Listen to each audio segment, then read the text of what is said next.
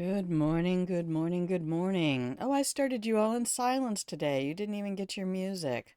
What a rude strimmer I am. Okay. We're doing it live. Welcome, everybody. Welcome. Hi, if you can hear the sound of my voice, you're watching Grandma Plays a Game. I'm Grandma. This is my channel where I play games. Genoa, I love you.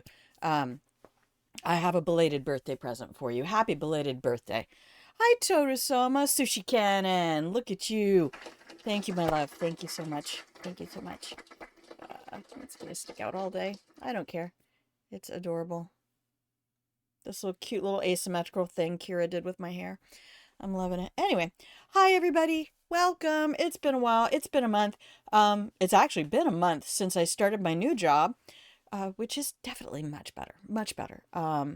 It's what I wished the last job would have been, and it wasn't capable. I tried to tell people it's kind of like just take this hint. If you're still a young person and you're not old like me, um, people really aren't going to substantially change. And so if you're in a relationship and you're really, really, really hoping that that person is going to change that one thing, right? And it's always going to be something little. The big things, yeah, those things are going to change. But it's always going to be that, could you just chew with your mouth closed? Your lips, just close your lips while you chew. Or maybe don't make so much noise while you chew. That's probably not going to change. And so just like with jobs too, I really wanted that job to be something it's not capable of being. And so it's better just to move on to the next relationship. Oh, thank you, Sushi Cannon. There's a lot of adjustment. I look forward to going to work. So here's the thing. I have a 40-minute commute each way instead of 20. And the days are 9.5 to 10 hours, and I have to clean my own bus at the end of the day, which I didn't have to do previously. But it's a limo service, so the level of messiness is pretty much cracker crumbs and, a piece of a wrapper or something. Um, so I'm gone from my house 12 to 13 hours, which I don't really like, and I'm bodily tired when I get home, but I'm not spiritually exhausted, which in the other job, it was just emotionally sapping because there were, I don't know, to me, there were simple things that could have been changed to improve quality of life. And that's me. That's everything for me is when I was in management was always your job in management is to improve the quality of life for the people who work for you. That's your job. They're doing the work. You make their work easier, never harder. Now, people have to do hard things. Yeah, we have to do hard things, but we're going to do those things together, and I'm going to lead by example wherever possible. I'm not just going to point and say, go do. But when there are things that could be adjusted without great harm to the system, to, little things that can improve quality of life, and there's just a refusal to acknowledge that that's a need, or an obligation of management, then yeah, that's probably something that's fundamentally not going to change even if the people in the jobs do. So I changed the people in my job. They can hire somebody else to do that. Good luck. And I've taken my talents to the new job. Now, so what I think I've told you all that the previous job was just transit, going around in the regular routes on the transit system.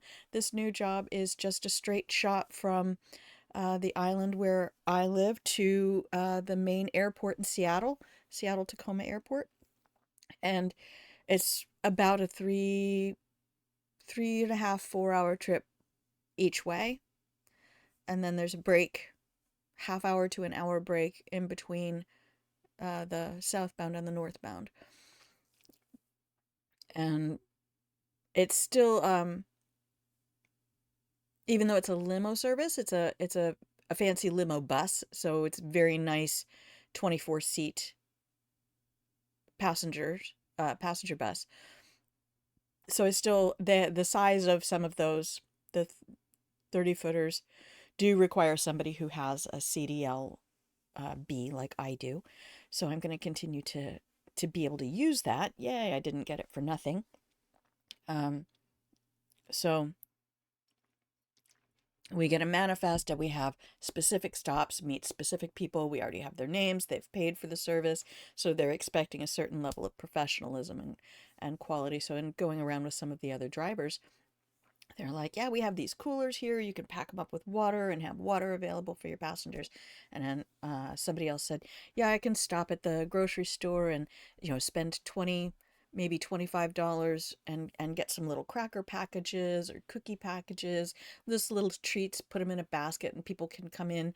Because it is a long trip. They can come in and grab a little bag of gummy bears or something like that, which I did earlier this week. And let me tell you, I'm being paid well. It's between $15 and $20 an hour. And on a 9.5 hour day, I had those little snacks. I had a full bus. It was 20 to 24 people. And I had some of those little snacks available. My cash tips for the day, y'all, were the same as my net pay for that 9.5 hours. Now, that's the only time that's happened so far in a month. I mean, regularly it's um, about half a day's pay in cash tips, and people will put tips on their online reservations, so those come out in my paycheck. But yeah, that's kind of amazing because it means that right now this job is paying better than the last job. So I'm kind of happy about that. um I've never worked in a tipped environment before. I've avoided food service like the plague, except for my career field in the military being dominantly food service oriented. Um, with dining halls and clubs and every other activity having some sort of a little short order grill.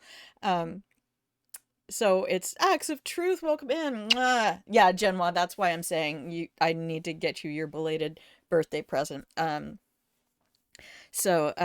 Good morning, good morning, good morning. Just updating everybody. I'm starting a little bit early because I know we take this first half hour and just sort of I try to catch you up on what's going on. And so, yeah, I'm tired. I'm tired, but I knew I really wanted to stream. So, welcome in Acts of Truth, Sushi Can and Gen 1, anybody else who's just hanging out there and lurk. Please do feel free to use the exclamation point lurk command.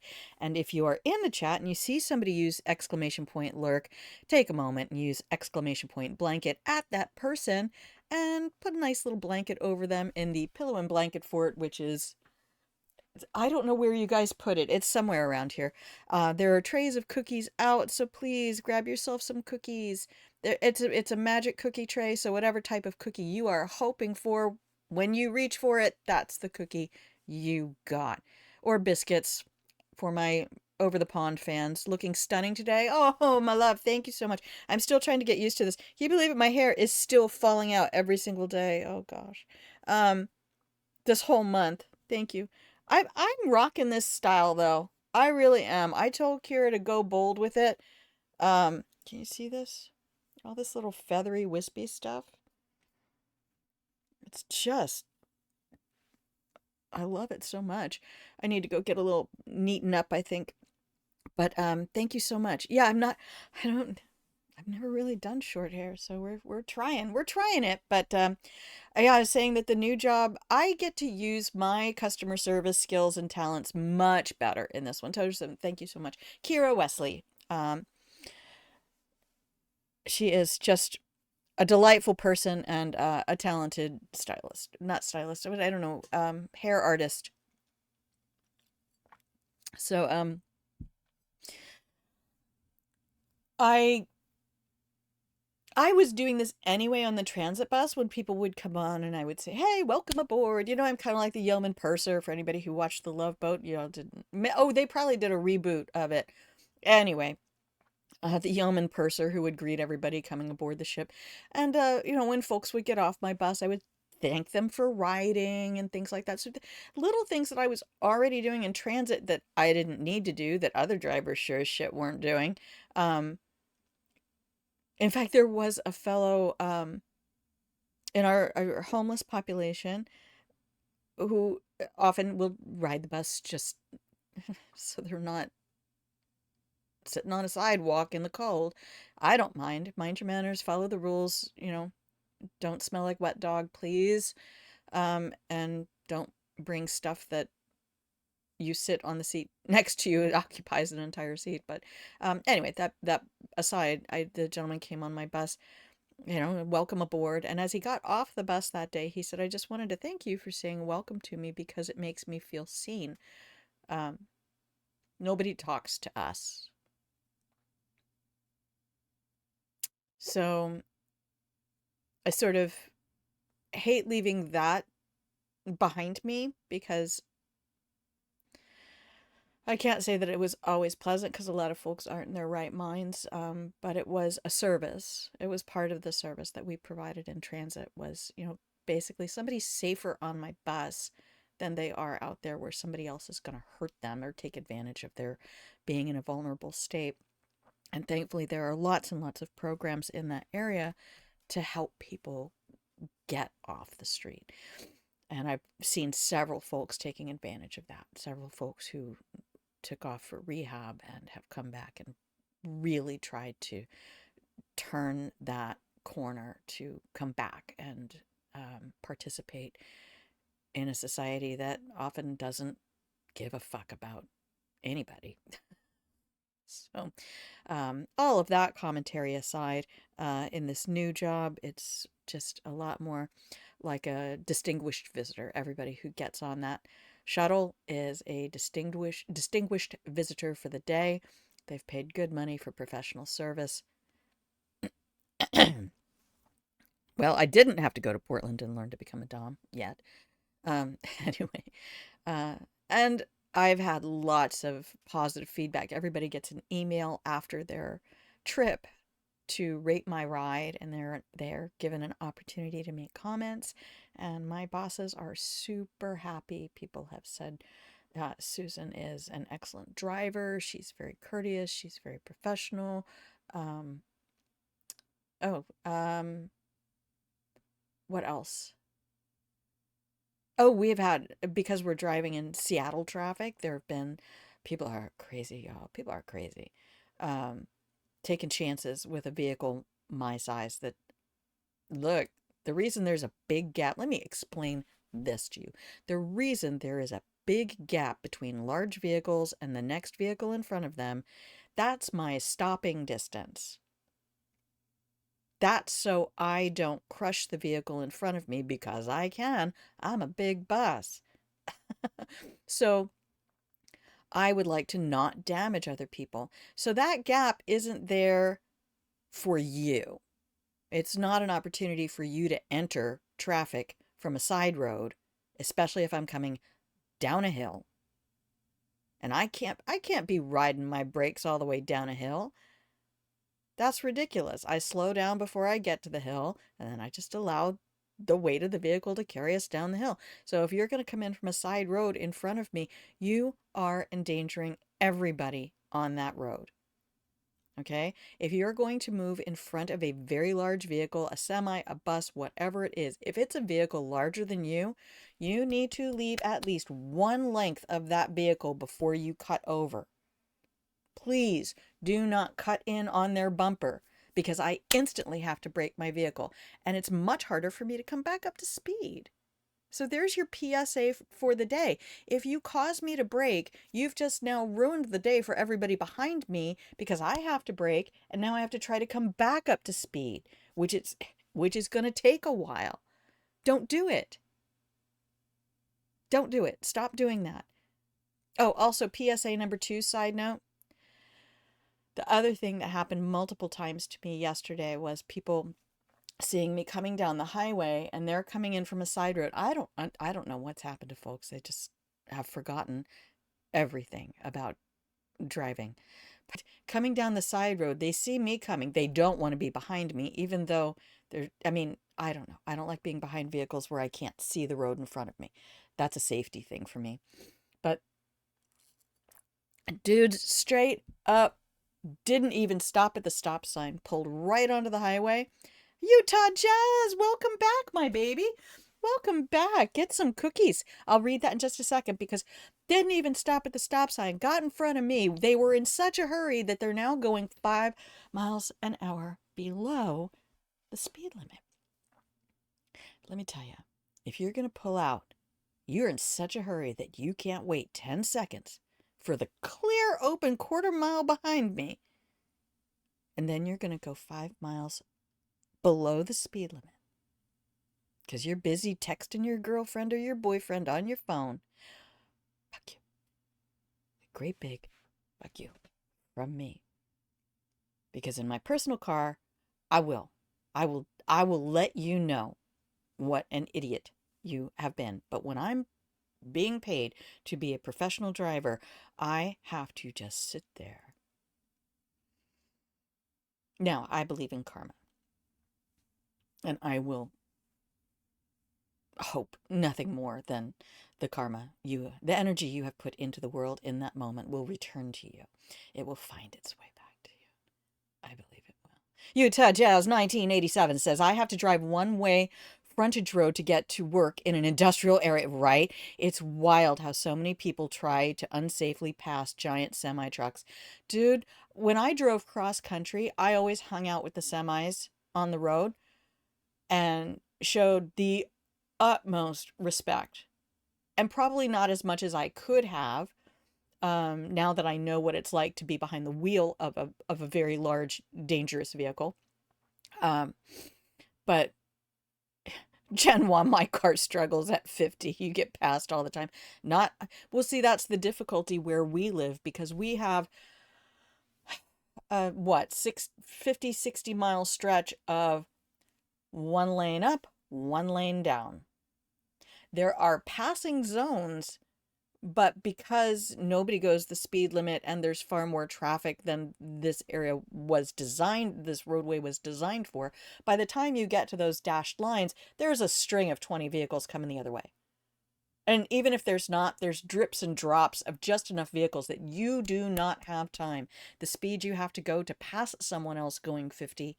In fact, yesterday we nearly had a major accident where there's a pull out for slow traffic and a small U-Haul van pulled over into the pull out, and I was getting up because I am able to go fast enough to pass that vehicle. And as I'm trying to get up to speed, I realize they haven't slowed down at all. They're still going the speed they were going. They're not making space. They don't have to, but they're not making space for any vehicles to get past them. And I realized about 2 seconds in, I'm not going to be able to generate enough speed to get past them. So we're about, like, here, we'll do the like the pilots, the watch it, shooting your watch. So we're about, like, they are here and I am here. And in this moment, as we're about halfway through the pullout, a vehicle behind me decides to go fast over, fast up, fast over, just as the pullout's ending, and the U-Haul has to get back in front of them or go off the road. And then they just sit there on the back bumper of that U-Haul, expressing their distaste for life in general and their inability. And that's the other side of that coin, is the people who take absolutely ridiculous chances. There really are no passing zones once you get onto the island where we live. There's just no way. So your PSA for the day is, if you can't wait to enter traffic, then you need to move your fucking ass. Okay, just like Riddick in Chronicles of Riddick. Jack, get that ass moving! Driving licenses should only be issued after a patience and common sense test. Sushi Cannon, this is one of the things about this American life is, it's very good for our country to sell lots of vehicles, because that supports the oil and gas industry and, these foundational elements of the American economy. So we have to make it super easy for everyone to get a car. We have to make it super easy for everyone to get a license. We have to make sure that there isn't sufficient public transportation so that people continue to choose these vehicles so they continue to consume the products that uphold our economy. Um, and that's really why we make it so easy. I remember talking the first time I was talking to a friend in Europe, and they said that they had finally saved up $400 to apply for their driving license. Um, the worst offenders, I hate to say, are the Navy folks leaving for home. It's you got a lot of folks coming from a lot of areas all over the world, and they just do not understand how to drive in a local population. And then you also have a lot of young people with their very first high-powered vehicle ever, and they just there's nobody else but them in the world. That's part of being that age. Utah Jazz says if it only it were possible to build cities that prioritize walking cycle. Yes, that's called Europe and Japan and Sushi Can. Oh, you live in England? You're from New York? I didn't know any of these things. I didn't even know you were in England. I lived there. Little place outside of King's Lynn. Um, I seriously thought after my tour there, my 2 years there, that I thought, oh, I would love to just get out of the military and get a British citizenship and just stay here. Boy, am I glad I didn't do that. Britain today is very different from the Britain of 1997 when I was there. It's a lovely area. I was so happy to be far away from the base. I was at RAF Lake and Heath. Um, so yeah, I've often said wish it were more challenging for Americans to get a driver's license, and I wish there were more actual training the way they do in some of the Scandinavian countries. Um, but we don't have an economy that can suffer that right now, and until we are willing to focus our economy less on the American individualism and everybody needs a car kind of a thing, those things aren't fundamentally going to change. This is the way it is. And it's really difficult. I mean, I remember thinking this as a kid and talking to my students about it before. It's just like, it's not difficult to operate a vehicle, right? Push gas, push brake, turn wheel. Boop, easy peasy. You don't know what to look out for. You don't know what can go wrong. You don't know how to adjust and adapt when things do go wrong. Anybody can run a perfect race. Anybody can operate a machine that has no malfunctions in it. It's what do you do when things go wrong? How do you function when something isn't perfect? And that's what driving needs to be. Uh, You touch as I'm lucky because I live 3 blocks from a light rail station. Nice. And be out my door downtown Salt Lake in the train in 25 minutes. Beautiful. Well done, Utah. Sushi Can, it is. I no longer enjoy being here at all. 20 years on. Oh, wow. Were we there at the same time? 20 years ago was 1990. Nope, it was 2003. Nope. I see, this is how you can tell I'm Gen X. I totally skipped the 2000 aughts. My driver's ed teacher was literally just the football coach to give him something to do off season. My driver's ed teacher handed me a little business card at one point that said, "Women never park a car, they just abandon it." Of course, he also had a bottle of vodka in the bottom drawer, so we all knew that. Um, asshole. My father was a pilot in the Air Force. He was also an instructor pilot before he went into his civil engineering side of the house. And that's how he taught us to drive. Now, it's crazy that my oldest brother is a competitive driver. And I don't mean in a good way. I mean that there's a mentality that a lot of people have. If I have to put on my brakes ever, I lose points. Right? If I have to change my speed at all to convenience anyone else in traffic, I lose points. I just want to be on the road, put on my cruise control, never turn the wheel, and everybody else just leave me alone. And that's what happens when you ride a bus. You just, why wouldn't you ride the bus? Anyway, uh, so all of that aside, it is a very challenging thing to be a professional driver. I have never had a speeding ticket, and I've been driving. I took my car to England. If I didn't tell you that, I took my little 92 Honda Accord with me. I had it shipped over there to England, and I drove that little car over there for 2 years. Um,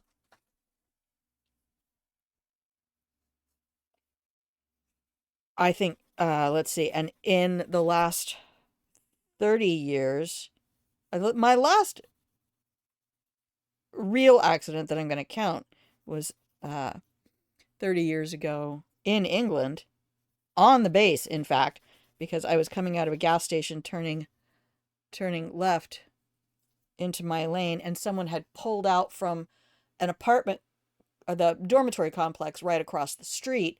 And so after I did my checks, because you don't do left, right, left, you do right, left, right, I did it wrong, and I didn't see them pull out. I thought it was clear, and we fender bent.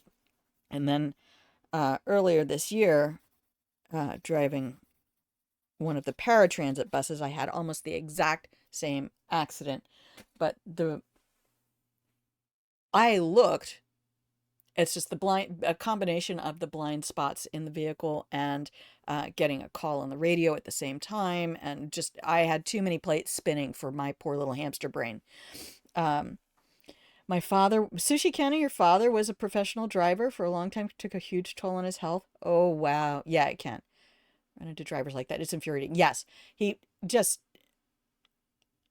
it's terrifying to be in the car with him, the chances he will take. Now, of course,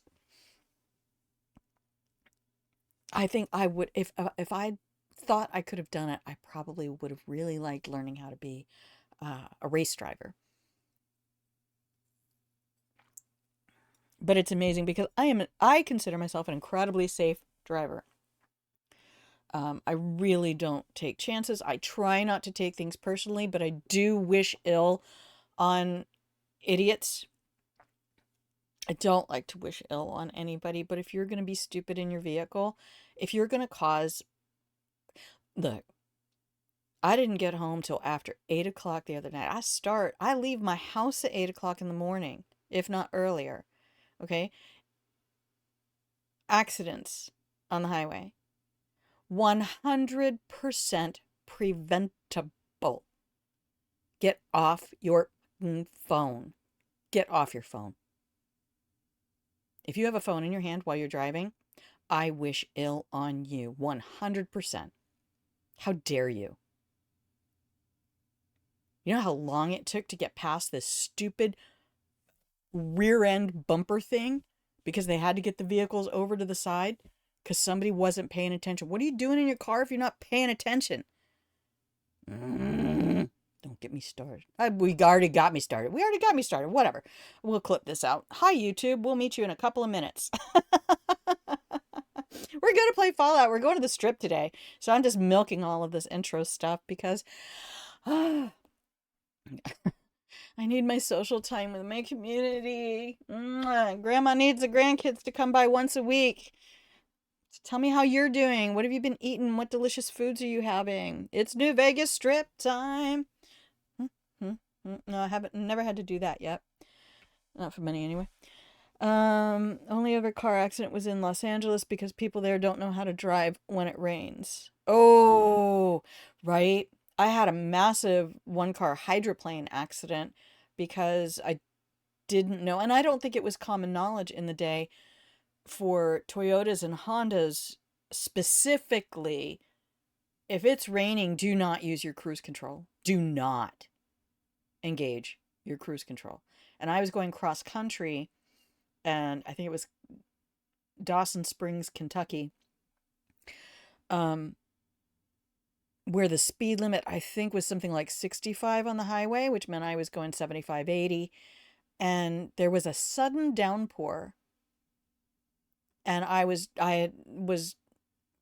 decreasing the speed with the button on the cruise control and kind of trying to drop it back down and drop it back down just for visibility and things. I was the only car for a mile in either direction, and it just picked up on the water and started going over to the left-hand lane, and I'm like, "Oh, we'll just ease into this lane because the car's sort of at an angle and I've got the wheel a little turn, hit a dry patch," and that's when all hell broke loose, and it just damaged every panel on the car because I hit a guardrail.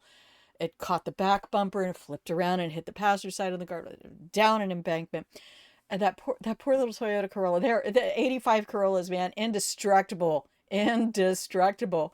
Went down into some trees, and there was a semi trucker who went down to the next turnaround and came back. It was like, I was sure I was going to find a body. That looked terrible, and I was completely undamaged.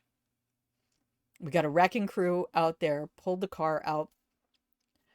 All they had to do was adjust the alignment, and I put another 3,000 miles on that car. It looked like shit, but, and the passenger footwell flooded every time it rained. But honest to goodness, that little car was indestructible. I loved it so much. Um, oh, your dad did taxi? Then an MTA bus, right? That's the transit, man. But I didn't have to do that in a big, I mean, rural transit is a different animal. I don't think I could do city transit. I never knew that about cruise control. If I ever, yeah, if mine, I don't even use it anymore. That's how much I like drive. No, I don't like drive. I love driving. When I drove cross country, I drove from Washington State to Washington D.C. and back. I don't even turn on the radio. Of course, I'm a musician, so I always have music going on in my head, regardless. But just, I love the act of driving. I love that fine control over my speed. I don't really, even now, other drivers have said, yeah, you just pop on your cruise control. I'm like, bro, here's the thing though. If I'm over 60 miles an hour, I don't want cruise control on. I want to be able to adjust my speed immediately. Now, I might have control issues. I might have some control issues. I don't even trust cruise control normally. Right. It takes a second or two. I want all that control. You and me both. Um, yeah, do remember that. And if you are in any kind of weather, don't use it. I also have a manual Fiesta, right? Not at all worthy of fancy things like cruise. No, I don't know. I have a manual Accord. It's my little baby. My little pony is what I call it. Used to live just outside of DC. Yeah. I still have family out there in that area. Nope. Nope. I'll eventually convince my one sister to come out here. Just abandon all of that stuff out there. Just come out this way. You have no idea how magical this little paradise is. Um, it's it's a magical place. Come on, Agent Coulson. All right. So let's see. Oh, this said, my work days are Wednesday through Saturday. My son named the car Avatar. It's blue like the Na'vi people. That's so cool. Your hometown is in Fallout 3? Lived in Utah for 10 years. Fallout New Vegas. Nice. Oh, that's so cool. Oh, that's right. Weren't you in here not too long ago when we were talking about some of the locations? I think you were. Um, I forget. It's been so long since I streamed it. So that's the other thing is we're keeping Sunday mornings at the moment. Um, however, I'm so tired. I'm getting home later, so it's harder to get to bed. I mean, I was used to going to bed at like 6:30, 7 o'clock, so I could be up at 1:30 if I needed to be. Um, but now getting home 7:30 or 8, bed at 10:30, 11. Um, I couldn't fall asleep last night till almost midnight and got up at 6. And I was like, I'm my body because I have to load and unload luggage. And it's funny how many people will look at me. I'm 4'11". I'm not a big person, but I am like freakishly strong for my size. And I have really good core and good lift techniques. So I mean, I have to take care of my 30-pound propane tanks, two of them. every week or other week, and they're 55 pounds full. And I have to be able to lift those up onto the stand. So I have had to keep my strength up no matter what. But funny how many people are like, "Oh, let me lift that for you. Let me," and just like terrified. I'm like, "You're lovely," but I do love the moment where I I have to load the bags in a certain order because you don't want somebody at the first stop to have their bag down on the bottom. So there's a whole technique to all of that. All these little things. There is no such thing as unskilled labor. Um, that was something made up by the shareholder class. So I will often stage the bags at the back of the bus when we're picking up from the airport so that I can try to get everybody at the last stop in as the bottom sedimentary layer in the storage area. And it's not that big a storage area, so we have to start going up pretty quickly. Um, but I had one lady who was just trying to stretch her legs after her flight, and she was standing over on the sidewalk as I'm putting bags in. And it's kind of cool because my lift height, once I get a bag up over my center of gravity, all I have to do is turn and it goes right into the storage area. So I actually have a bit of an advantage over taller people uh, because I do have to do less work. And then I hop up and then just start loading, which once you're trying to move a bag, now I have leverage because I can tip it on another bag, so there's leverage going on, levers going on, and all of that stuff.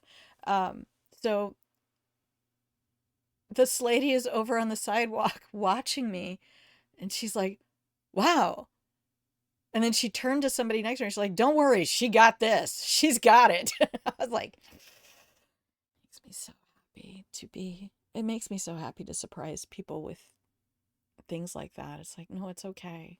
And I tell people, I'm not going to fight with you if you want to help, if you want to assist, but I have a system that needs to be exact for me. And so the best I'm going to let you do is hand me bags. And of course, nobody's going to be allowed in that storage area.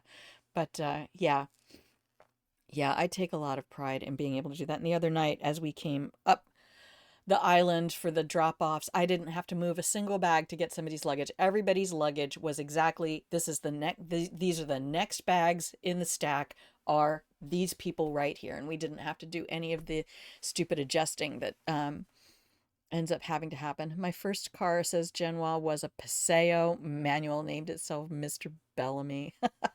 My car never really had much of an identity. I guess it's kind of like me, just sort of like asexual mascot energy, um, which I figured out that's what I have. I'm not really a team player, but I'm willing to be your team's mascot if you're willing to treat me well. And so it didn't even have like any sort of like a he, she, gender kind of a thing. And then eventually, when I was doing the circulation, we named it My Little Pony because my housemate, when I told her, that it would be so much fun to do this one little town we have here because it's just 6 little blocks, to do it on a pony, do the papers. Like, give me saddlebags, let me do the papers, give me a Shetland pony, and I will do that. And she and her husband would go and do that little route for me when I didn't have a driver. They were such lovely people. I love you. And so she got me a My Little Pony to put in my car. I still have it. It's delightful. Utah Jazz says, my first car was a 2003 Kia Spectra that struggled to go. Oh, God. God, I remember my friend who had a Geo Metro when we were in South Korea. And God, I'm going to have to cut my nails today, I think. Everybody's getting shredded. I wear gloves when I do all of the luggage stuff, too, to protect my hands. You have no idea how many bruises I have. Good God. I mean, and it's standard, basically this side of 50, where you every day when you wake up, you're like, where the hell did I get that bruise? This is just life after 50. But now I have a lot of valid reasons to get them. So you struggle to go 60 on the highway without shaking. My friend's Geo Metro, because then that thing only had 3 cylinders, and it was a manual. And I'm like, I have driven a manual my whole life, right? My Honda Accord. Well, no, the first one I had for the first 6 months was an automatic. I wasn't a fan. So when I had a chance to trade in for this one in the color I wanted, I did. But that Geo Metro with 3, I had no idea when to shift. It was a horrific little car. Hella good mileage. Had to drive cross country in that. Oh God. 55 in the right lane the whole time. Oh, oh, baby. Oh, that would drive me crazy. In my own personal vehicle, my car knows it's 10 over wherever we are, unless there's a safety reason not to. But 10 over, easy. I don't like 15 over, and I think that's just a holdover from when I was in college in southeastern Pennsylvania. 15 over, they used to be able to just pull your license from you, like suspended license, bam. Current car is a Mirage 2019, bare bones, half surprised, has power locks and windows. Oh no. See, I was the kid, man, that was as a little kid, I wasn't into Barbies. My sisters had them. I was into the little mini Breyer horses, and then my cousin and I um did the Matchbox and Hot Wheels stuff. I loved little cars. We built model cars together until Star Wars came out, and then we made the TIE Fighter and the X-Wing fighter little model kits. That was so fun. Um, okay. We're not caught up because I was going to tell you that my work days right now are Wednesday through Saturday, 9 to 6, effectively, 8 to 8, basically, as far as when I'm out of my house. Um, so I'm not sure Sundays are going to work because, like I said, I'm tired. We're going to go to the strip today, though. I need to stream. I need to do this. This is good for my mental health to stream. And I love that there's a community of people who are still here willing to stop by and spend a little time at grandma's place and enjoy the show, which we will get to in just a few moments. I'm going to take a little break. We'll come back and we will go to the Las Vegas Strip. So, the point being, I probably have to change my day. Not maybe going to affect that many people. TBF, my viewership on the YouTube VODs, it's just like ridiculously better. Get to work, Jen. I love you, baby. I hope you have a good day. I hope every being you run into is kind to you. Take some cookies. I love you. Um, Thank you. It will be. It will be. We have lovely people here today, and I've been so fortunate in this Twitch sphere that very few bad actors stop by and cause trouble. So that's been a lovely karmic blessing, which I'm sure can change any second.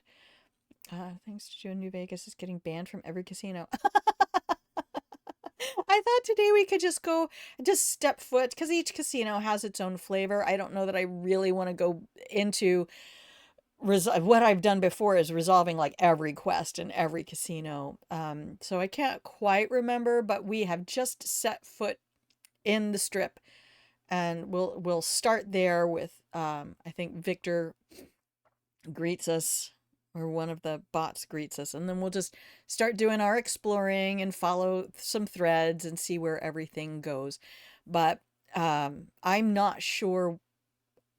The only other day right now that I feel I could do effectively would be Monday mornings. And Monday mornings are not necessarily the best for Twitch. Sushi County, yes you do. You need to replay this game. Yep. Just go derp around. The watching Coke Carnage play this, watching Coke Carnage save scum. I call it RPG exploration. Save scumming is when somebody absolutely wants a specific outcome to something that is skill based, and they're just not making the cut with their skills. So they keep going back to the save to, which is not a terrible thing if you're trying to build the skill. But if you should already have the skill and you're just picking it up, then you carry on, right? That's what I consider save scumming. When it comes to an RPG game, getting through dialogue trees and having massive spec opportunities for your character, there is no through line of you must accomplish these things with these levels of success. It's exploration. It's like, well, what if I said fuck you instead of thank you? Let's see what that is. Because even watching people with the Baldur's Gate 3, um, some folks really say, I'm going to play the dice as they fall. I'm not going to take a re-roll. I'm not going to rewind and go back and try that again. And in tabletop RPGs, that's pretty much the way it goes. If you roll a 1, that's your 1. But that's what one of the joys of tabletop, unless you have a DM who grants you inspiration, which didn't exist in the game when I started it back in the 70s. I also really like the Beyond the Beef quest. Yes. Oh my gosh. Oh my gosh. Oh, the White Glove Society, that's who that one is, right? Oh my goodness. Well, let's go get there, and then just be prepared that the live show is probably gonna move. The other cool thing that I'm exploring is with this job, I don't necessarily need 4 days a week. Yeah, it is. It is the White Glove Society. Oh, Mortimer. Yep, see, there you go, brain. There you go. All the things you're capable of remembering. And what I'm supposed to do? What I'm supposed to get at the store? Nope. But I will continue to put the VODs up on YouTube so you can always catch up there. Rocky, my love! Yay! You got in early this time. You came in at the very end last week and I felt so bad. It was like, oh no, Rocky just got here. Hello, my love. Mwah. A special plate of cookies for Rocky. Mortimer is so fancy. Oh, Utah Jazz. You know what I can do now? Woohoo. Let's do this. And that. And that.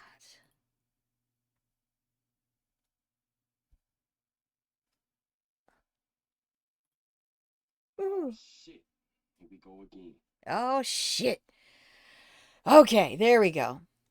So yeah, if I decide that I can live on 3 days, of course, I appreciate your company, and I know it probably gets you like, since I haven't been streaming every week, I feel so bad for people who subbed last month, and it's like, oh yeah, you got 2 streams out of that sub. Woohoo! Value for money. But I have the means, the ability to do that right now, and I am ever so grateful for people who remember me and take a moment to bring me up on stream. So I'm going to take a quick bio break, and then we're going to head into Vegas. Where's my break stuff? Okay, don't go anywhere. I will be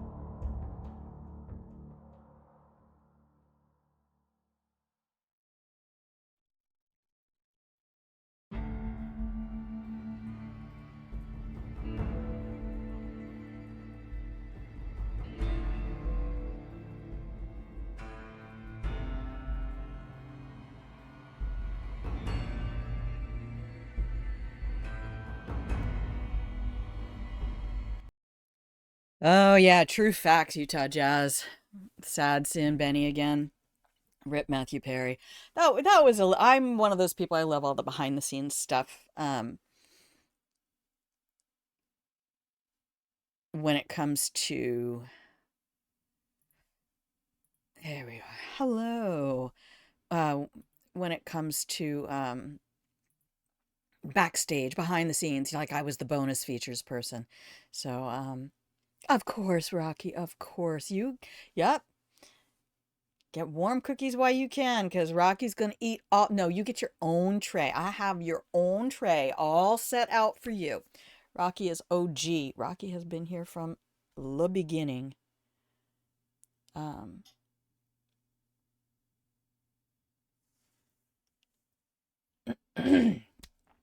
excuse me. Okay, so let's do a greeting. Hi, for everybody who's just tuning in. If you can hear the sound of my voice, you're watching Grandma Plays a Game. I'm Grandma, and this is my channel where I play games. Today, we are going back to Fallout New Vegas, and we are going to play in the Vegas Strip at last. Thank you to everyone who is hanging out in chat. I appreciate you. Let's go up to this screen here and get a game. So you should have game sound.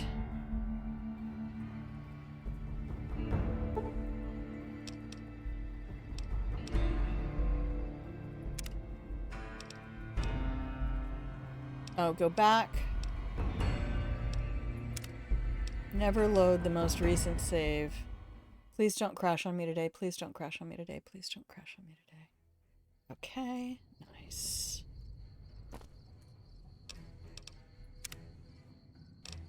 Oh gosh, I have to turn the mouse down. All right, easy there, mouse. You had no idea about Matthew Perry for an entire day. I was very confused when someone was skirting around the topic playing this game on a stream. Aw. I mean, yeah, I probably would not have wanted to go murder his character immediately after he died. I mean, Benny, he voices Benny, and Benny is the character who shot me in the skull and buried me in Good Springs. So and I think stole my platinum chip. So I am 100% out for revenge on Benny. That's what we're doing. Look at this. Welcome to the strip, y'all. Oh my goodness. Going to have words with your That- commanding officer after this. That individual was spewing. Hello? What? We leaving already? Howdy, partner. Yeah. You've come for a piece, haven't you? Securitron Welcome to Mark New 1. Vegas. Well, it's not Victor. Well, I think it is. Looks just like Victor. What are you doing here? Consider me your personal welcome wagon. Now hear this. The head honcho of New Vegas, Mr. House, is itching to make your acquaintance. Just head for the Lucky 38. It's the big old tower shaped like a roulette spinner. Well... Oh. Why is a robot passing on his invitation? Well, now, it was Mr. House who made Securitrons like me. Seems the least I could do is pass on his message. Don't dawdle. He'll be waiting. Oh, good. I don't have to do all those other options. Oh, the Lucky 38 is right there. I do know what else I have to do. Sushi says, I had no idea about Matthew Perry for an entire day.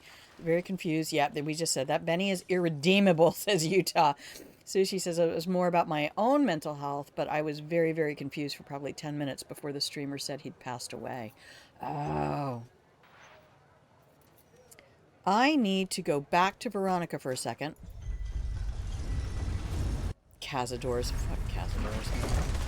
Hey, Veronica. I forgot that I need to give you pretty much all my guns. You're making me carry the heavy stuff, aren't you?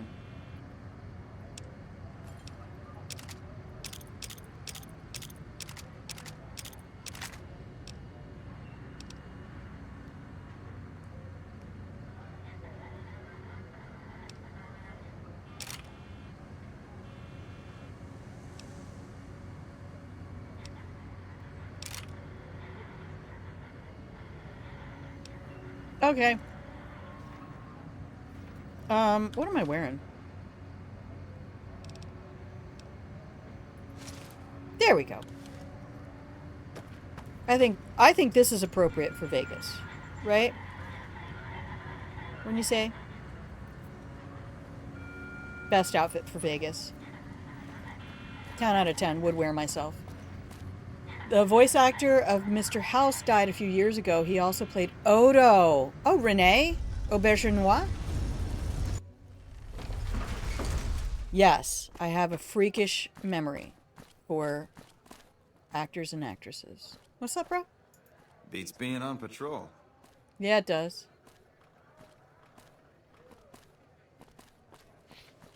Okay, I am supposed to find Benny. Let me get my quest going up here. I've never been, but yes. I've never been either. I think I was in the airport. Might have been Reno. I don't know. No, that's okay, Utah Jazz. I know who you're talking about. I didn't realize that was, because I remember him, see, Gen X. I remember him from before Deep Space Nine. Quests. Nope, that was it. I just had to go here. There it is. Ring-a-ding-ding. Search the strip for the man who shot you. Confront Benny at the Tops. Yeah, big old French name. In The Little Mermaid. Oh, I loved him as Odo. In fact, I think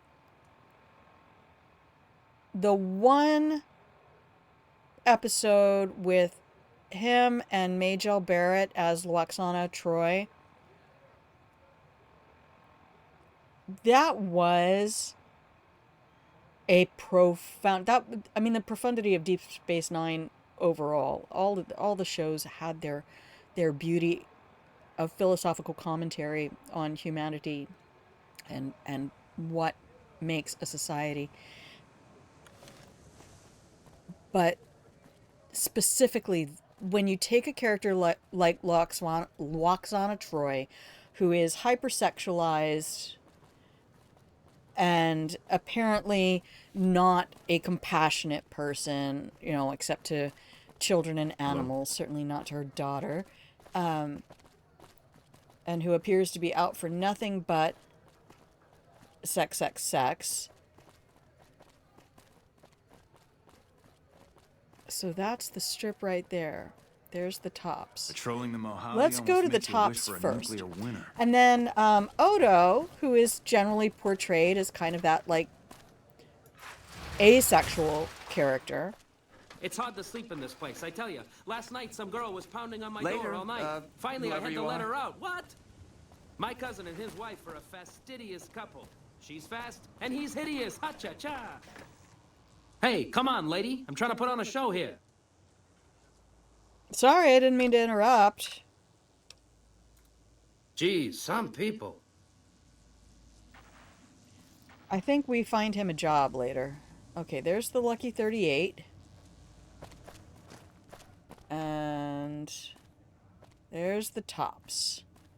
Okay. This is our... Oh, the Ultra Lux. That's where the White Glove Society is. Oh, are we getting a little screen tear here? Okay. Majel Barrett technically appeared in more episodes of... Yeah. Well, it pays to be the creator's wife. We'll do a quick save right here in front of the Top store. Yeah, and she, you know, she was in the pilot episode.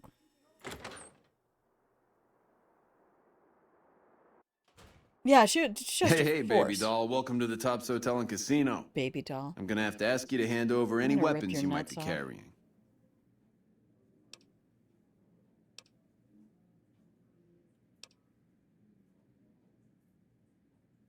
Why do you need my guns? Security, baby. Can't make the bread if the bakers are full of lead. You dig it? Don't worry, you're safe as houses in here.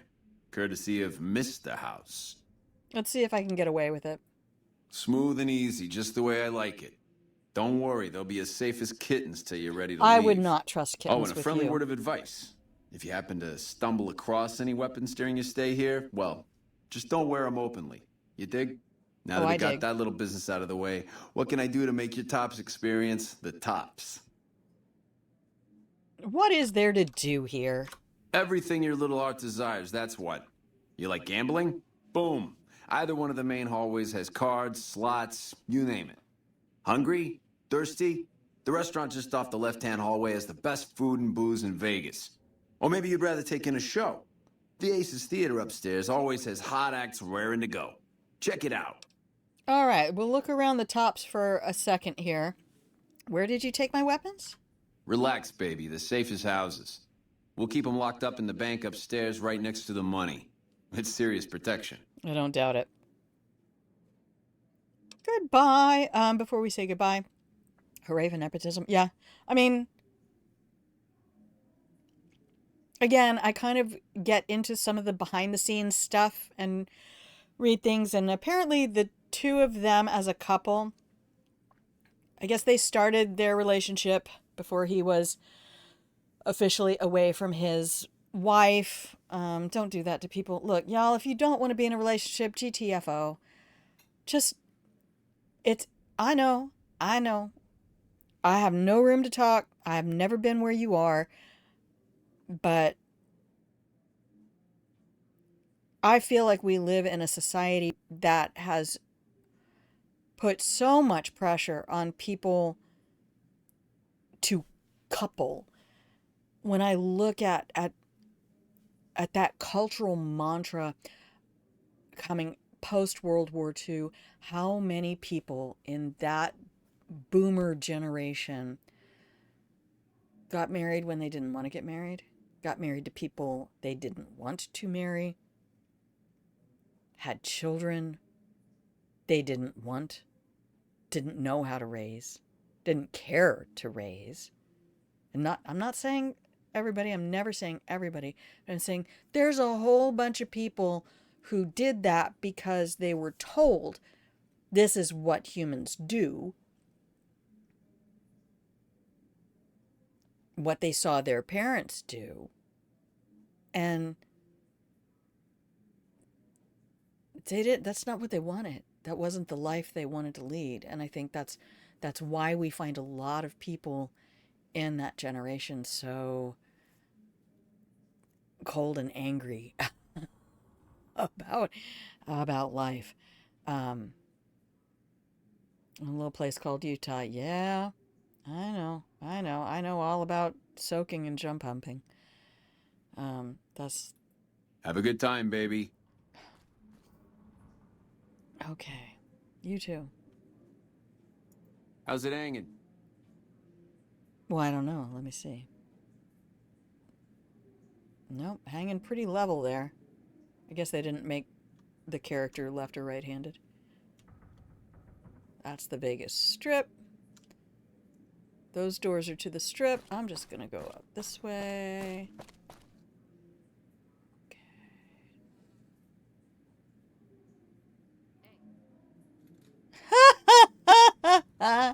That's all those kids at oh, what's the university? Oh my goodness, don't get me started. Cashier's office is upstairs. Hi. I dig this crazy slang. Do ya? Anyway, it's kind of this idea. Religions just mess with people. It's just, just mess with people. It's like, okay, we're going to control what goes into this tube that runs through your body. It has a mouth and it has an anus. We're going to control everything that goes into any of these holes. And that's why religion.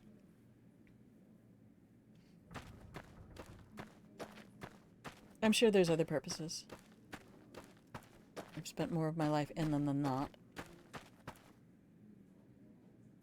Gamora Hotel, a casino's facelift. Oh, wow. BYU. Thank you, Brigham Young. Yes. I will give you this much on soaking, and then that will explain jump pumping. Is that it's not sex if we're not moving. That goes to the courtyard. Where are we? M is not map. I love you. Okay. So that's going to be Benny up there. So we can't use elevators. What about these? Ooh, to the 13th floor.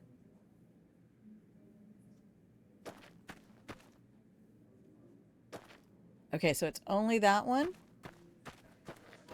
I'm just exploring. You're a model citizen. Thank you.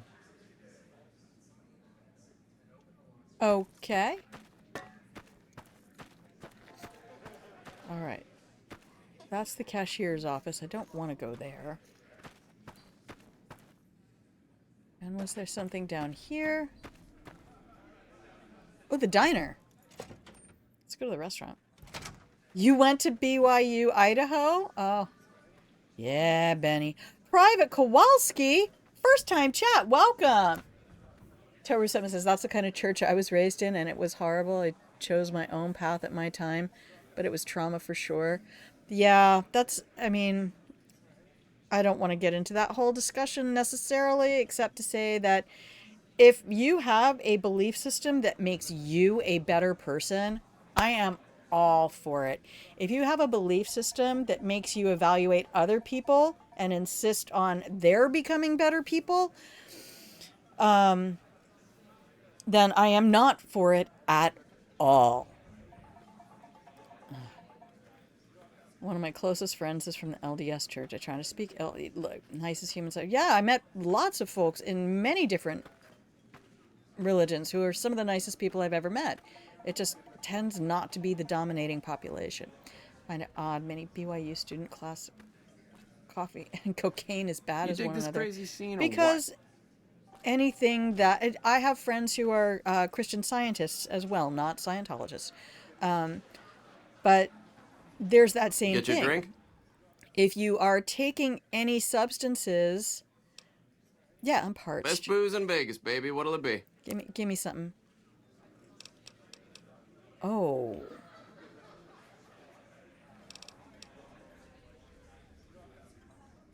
I don't want int -1. That's a good price for an atomic cocktail. Sure. Look at me with 4,000 caps. Jesus God. But if any substance that is not all natural alters your body and things like that, I think there is a fundamental aspect of many religions to class Homo sapiens sapiens as not just another animal species on the planet. Who's this? Just a gambler. Oh, Securite. Hey, your mama, what's that? Oh, they're called Ring-a-ding, chairmen. Ring-a-ding, baby. Hey, Tiger. How's everything treating you? Oh my goodness. We just spawned a bunch of people. What's up? What's up? I said that. The NCR is fortunate to have your support. Oh, shit. She didn't look like an NCR spy. She's undercover NCR. This place is the bee's knees. Is it now?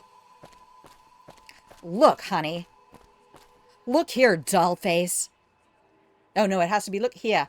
It's that Katharine Hepburn, there was an era of the movies, if you didn't already know this. Yeah, all right, we're going up to the 13th floor. Let's go get Benny. Where it was a very specific accent that was created and designed. So all that Cary Grant era, Lauren Bacall and Humphrey Bogart, was a very specific accent that was designed to make American voices more appealing to European audiences. Okay. Oh my gosh. There is a very determined little rat who wants to be in this RV.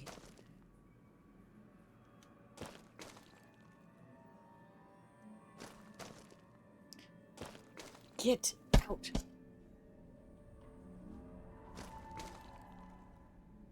I think I know where their little nest is, and I feel bad about this because I have friends. I think Genoa's gone. Transatlantic accident. Accent. Thank you. Yes. That's the one. Thank you. Hey guys, there must be something important around here. No? So I'm probably going to have to... I can't poison them because I have owls.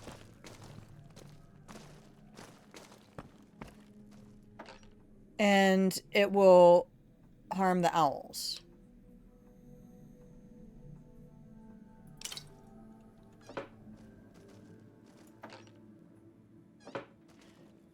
And I can't do that.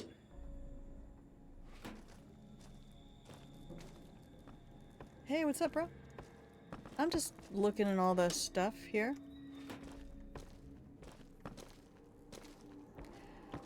But the people who sold this RV to me, no, they knew that in the several months it had not been occupied. It, by humans, it had become occupied by rodents.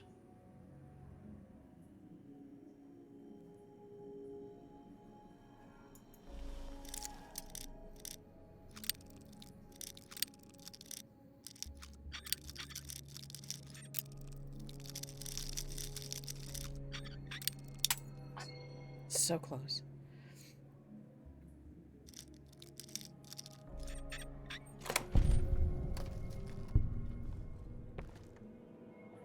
Okay, what was so important in here that this was locked?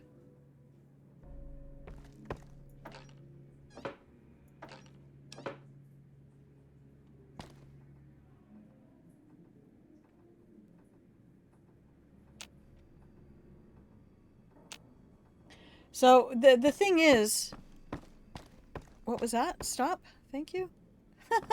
That their excrement, I mean, there's no insulation left in this. If you bang on the ceiling or on the undercarriage, it's just a baby's rattle of desiccated rodent feces. So I know it had been occupied before I even bought it, but fresh bodily evacuations will be poisonous. I mean, they'll be in my air, they'll be in the dust in the air, and I can't have that. I can't have them trying to occupy this place with me. What is all this? I thought, where's... fuck is Benny?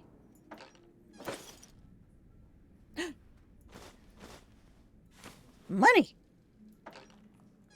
Give me all your money, honey. All right, I'll take that.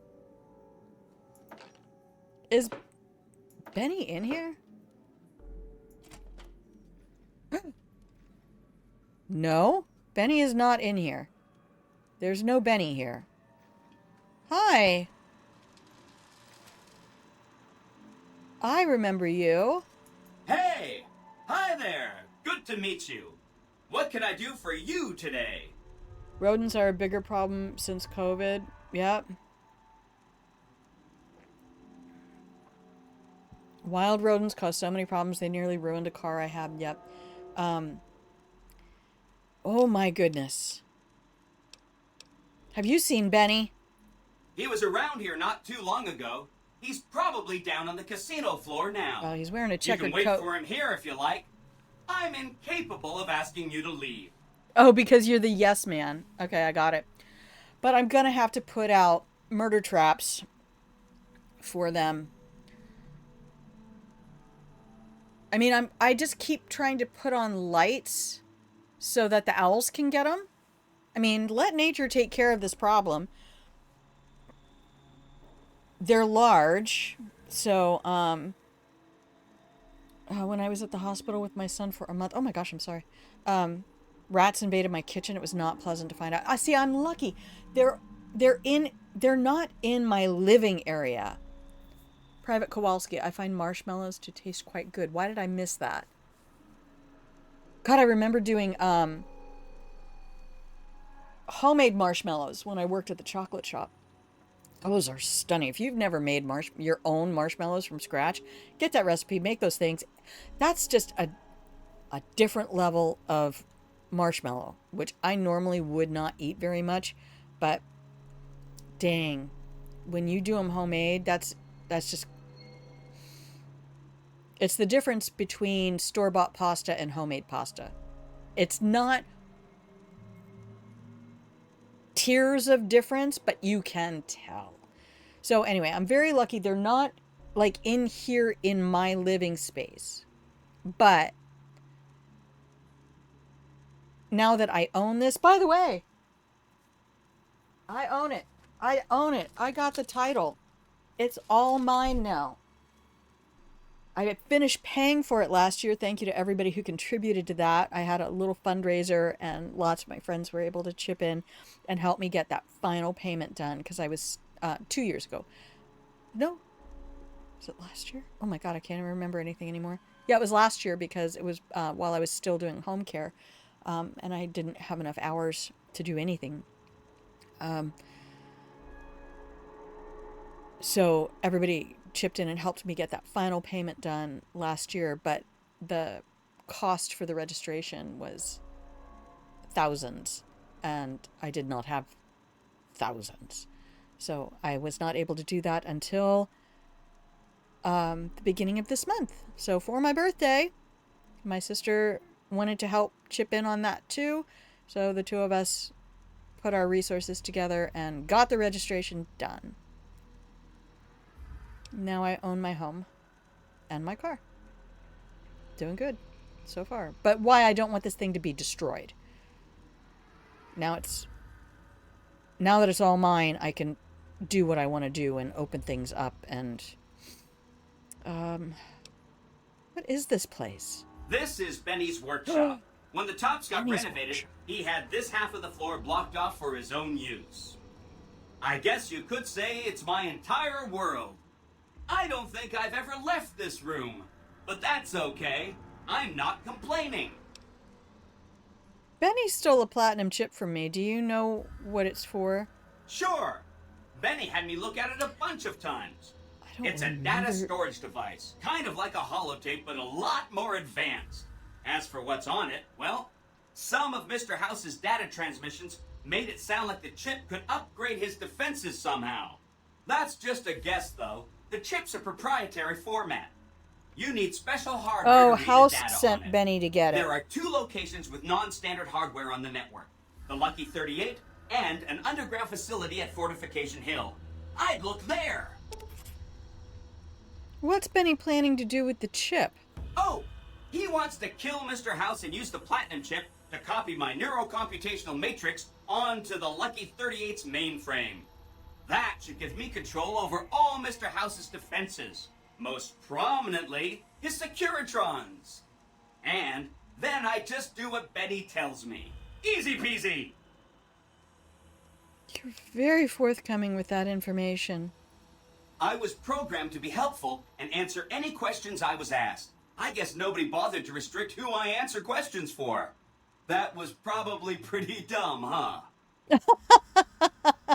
That's the difficulty when it comes to computers.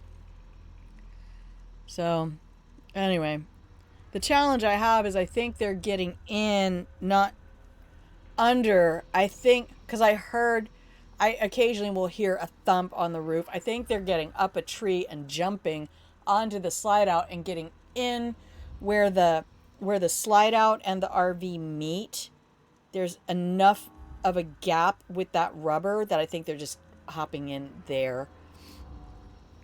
And if I make enough noise and stomp around a lot of times, they'll either freeze or get out. But I have some snap traps that I need to put out, and my problem is when I go and find it with a little deceased animal, I will cry.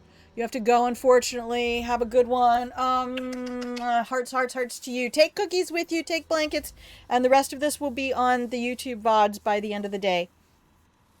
Hopefully I won't get copyright struck over it. Don't play any music. Have a wonderful day, Utah Jazz. Thank you so much for joining us. I appreciate your company. Take care of yourself.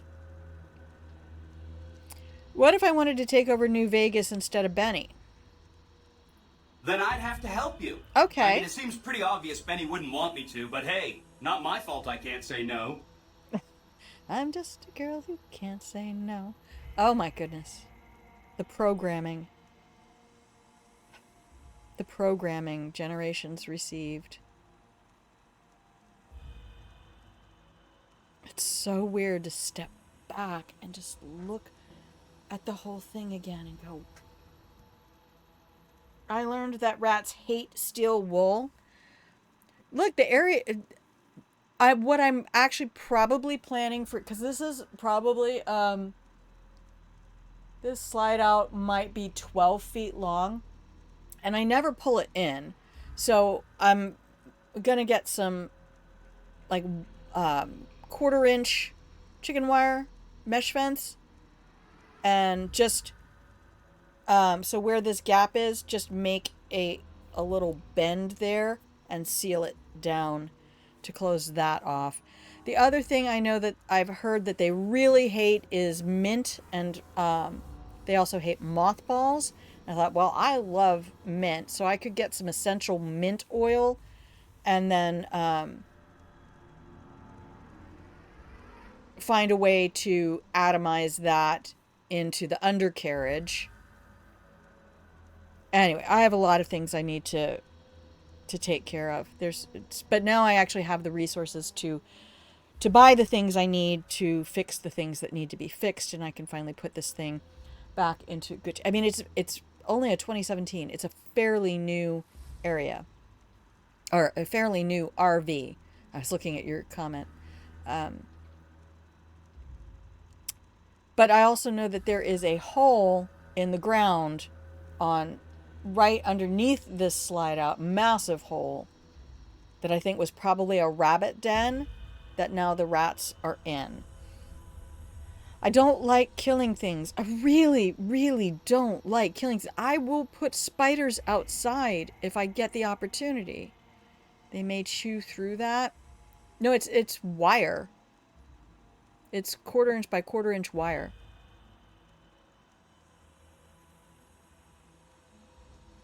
That's what stopped them coming back in my home. Yeah, I can put steel wool behind it or plug it into the holes, right? Just stretch it out and plug it into the holes.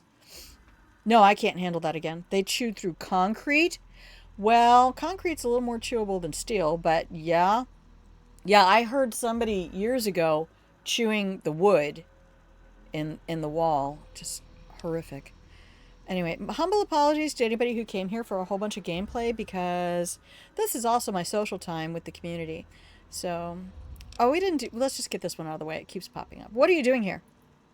Good question. My function is to monitor Mr. House's data network and decode his encrypted Got you, Sushi. transmissions. Thank you for that. Thank you.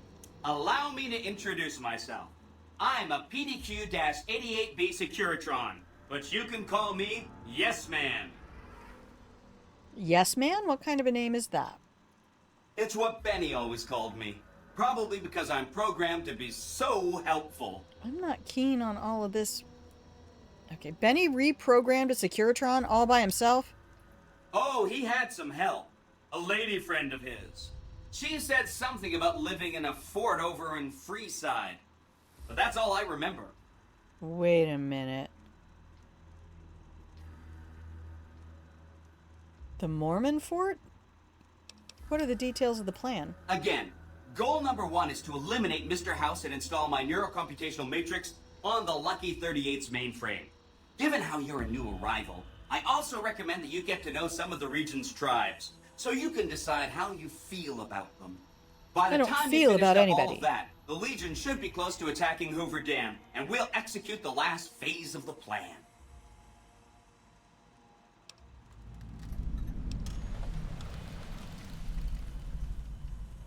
I've done wild card before. I did the fully independent wild card. You said something about a bunker at the fort? Oh, the underground. Right. It's one of 2 locations on Mr. House's network with non-standard hardware. My guess is it has a reader that can decode the chip. And who knows what else? Maybe a giant robot or something. I'll go check it out. Neat. Let me know what you find out. Okay. So I should ask these tribes if they'll support an independent Vegas? I don't even know that I want to kill Mr. House right now. I don't know where we're going with this playthrough. Let's make it up as we go, shall we? That's always the best thing, isn't it? So I should ask these tribes if they'll support an independent Vegas? Oh, no, I didn't mean that. Who needs their support? The Securitrons will be all the support you need. What I meant is, you should get to know these tribes and decide which ones you like and which you don't. You know, shape the future of Vegas. Choose your neighbors. If you like a tribe, leave it alone. Or, if a tribe is nasty or going to be a problem, go ahead and exterminate it. It's whatever you want to do. Say Mr. House was going to suffer an accident. How would that happen? It makes me feel really dumb to admit this, but I don't actually know. I've never been inside the Lucky 38. No one has. What? Mr. House is in there, though. It's the central node of his entire network. I've been invited to visit the Lucky 38. Wow. Do you have any idea how special that is? Nope. Red carpet treatment. Seems a little mean to use his invitation against him like that, but I'm sure it's all for the best. I mean, Benny was always scheming about how he was going to get into the Lucky 38, but you already took care of that. Wow. The other thing you're going to need is the platinum chip. You know, the one Benny killed a courier for over near Good Springs. What do you know about the courier? I knew she was carrying the platinum chip, and I knew right where Benny should wait for her. That's why Benny put me here, to monitor Mr. House's data transmissions. They're all encrypted, of course, but I'm quite a decryptor. Did you know that Mr. House spent 812,545 caps hiring salvage teams to find the platinum chip? Just in the last year alone? Of course you didn't. What? Or that there were 7 couriers, but 6 of them were carrying junk. How about their exact routes and the mercenary teams that screened them? I knew all that. Pretty smart, huh? Where's the platinum chip? Benny carries it with him at all times. I think he's paranoid that someone might want to take it from him. The platinum chip is the key to overriding and exploiting Mr. House's defenses. Did I just say exploiting? That's not a very nice word. It's accurate. Once I get the platinum chip, what then? I'd take it straight to Mr. House if I were you. He'll think you're helping him out. Then, when he's not looking, kerpow! The big question is whether to give him the chip before you do him in. He's the one who'll know exactly what to do with it after all. He might upgrade his defensive capabilities right away, or even unlock new ones. But then those defensive upgrades might make it harder for you to finish him off. Hard to say. It's up to you. Let me know when it's done and I'll roll over to the Lucky 38. If I'm right about the chip, I should be able to install myself on House's mainframe. This is gonna be great. I'm gonna help you accomplish so much, whether I want to or not. Oblivion. Y'all kill me.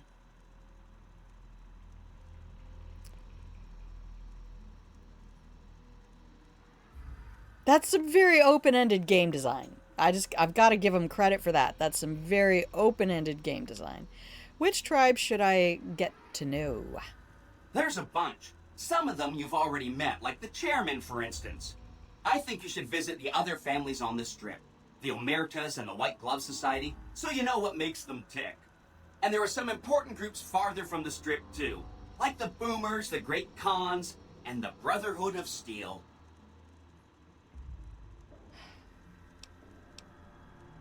Don't stay away too long. Okay, I'm going to save there since we have all the information and I never want to go through that conversation again. And then I'm going to do this real quick and go to that. And I'm going to dump the mic real quick because I need more water. And don't go anywhere. This is not an official break.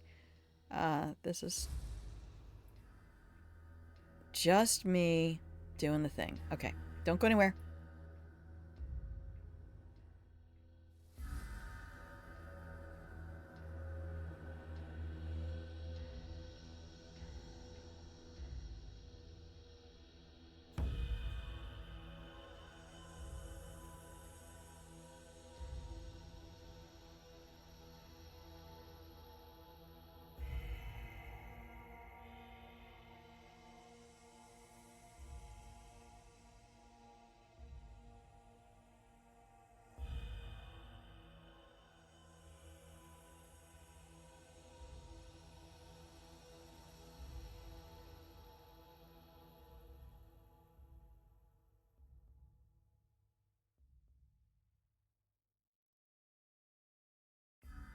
Hi, honey, I'm home.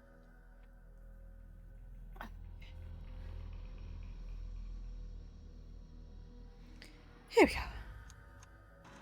I can pickpocket Yes Man? Wow.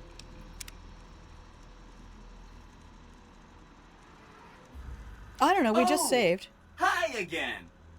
Can I help you with something else? Goodbye. Don't stay away too long. Okay, let's see what we have over here. Activate the terminal. Tape drive connection.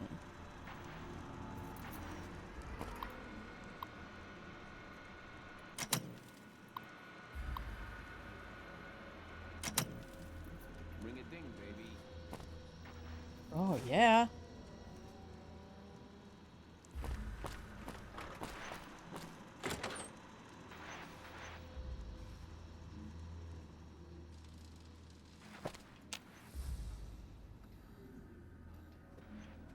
What? Utility hallway that goes nowhere at this end? Map.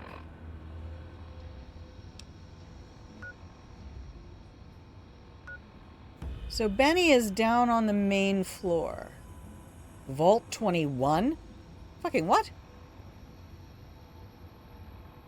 You what now? You what, mate?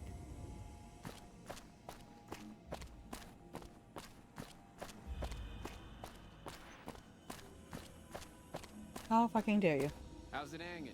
To the sub-basement requires the... Who's talking to me? These doors are inaccessible. That requires a key. Really, can't do it. Okay.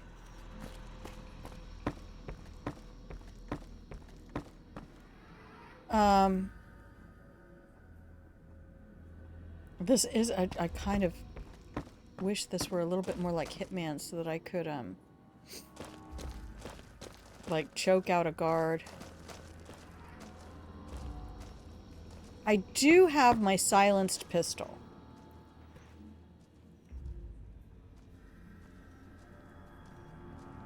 So I could just wait for this guy to come in here. Here comes one.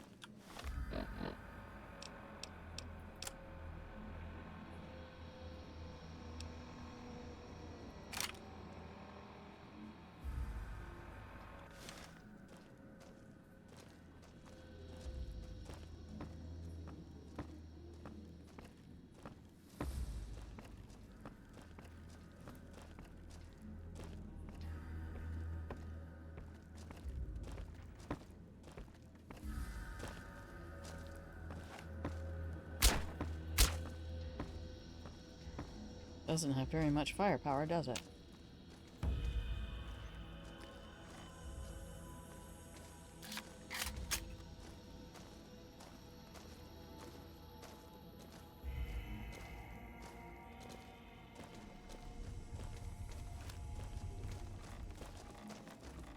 I need to be up, like, real close, apparently.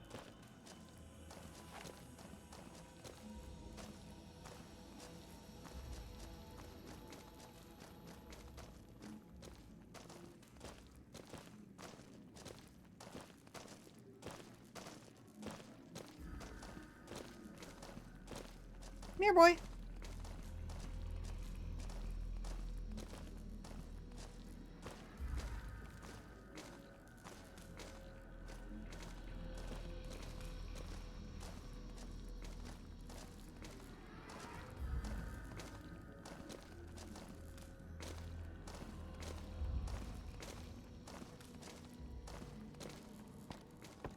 That's not a good idea.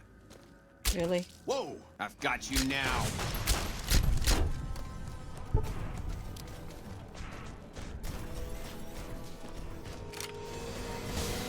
Had enough?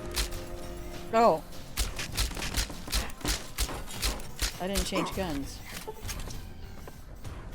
Change guns.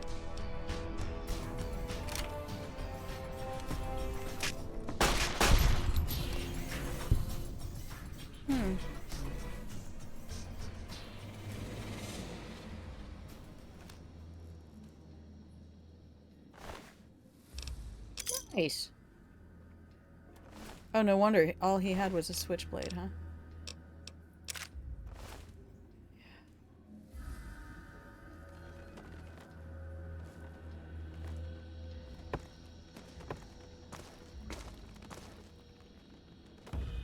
I know, it's not Hitman. I don't have to hide the bodies, but I feel like I really ought to. Okay.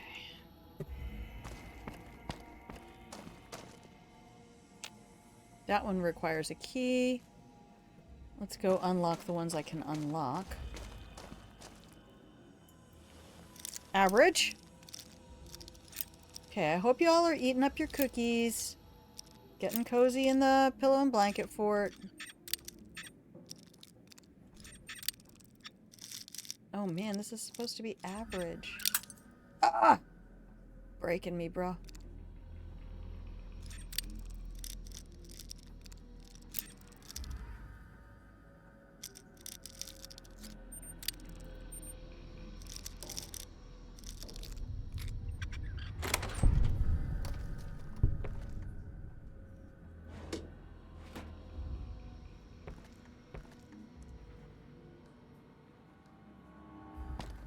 Oh, you're just gonna try to burn me through all of my stuff.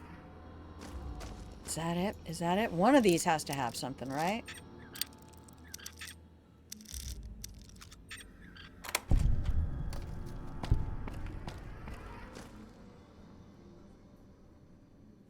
No kits, nothing?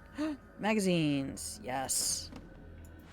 It said it was empty before I even opened it. Alright. Should I go back and check that other room for magazines? I think I should.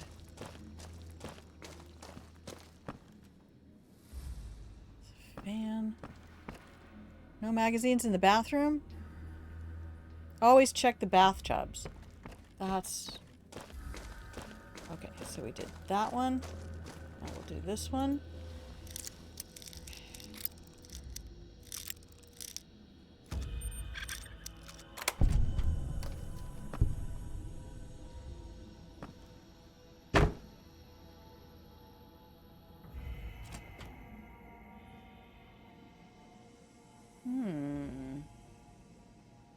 Why you no loot me?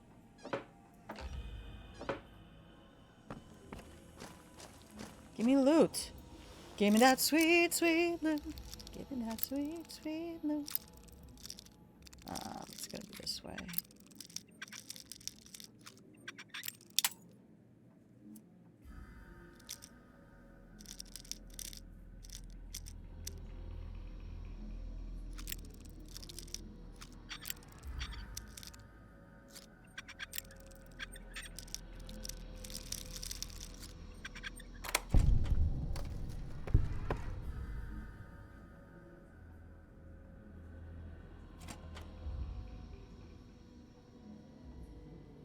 Nope, no medicine kits, nothing?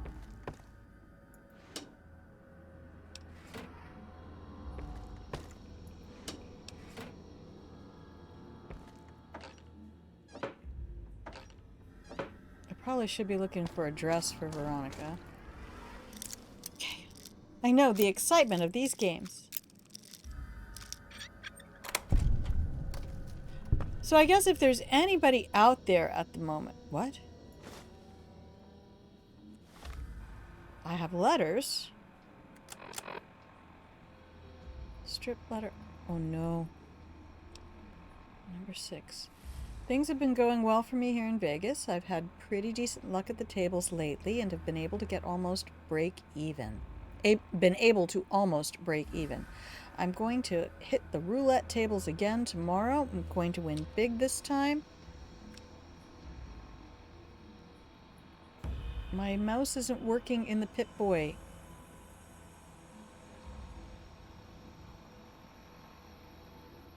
That's usually a bad sign.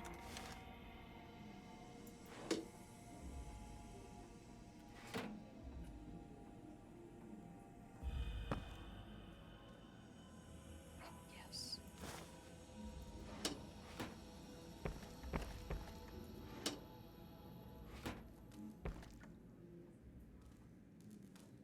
Okay. So, given that bad sign, I'm going to come here and I'm going to save the game. Please don't be corrupted.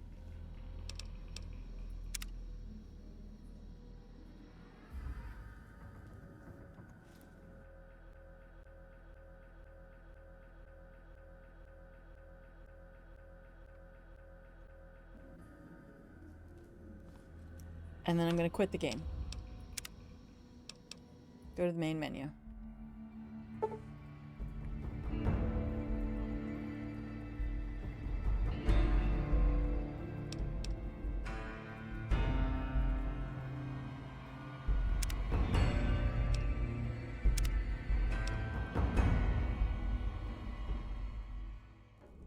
Okay, now let's try the Pip-Boy again. No, my mouse still does not work in the Pip-Boy. Shit. So I can't get to the rest of that message.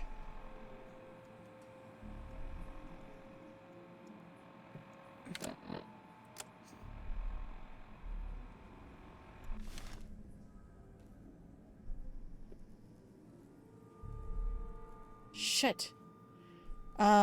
Quit the game? Exit game.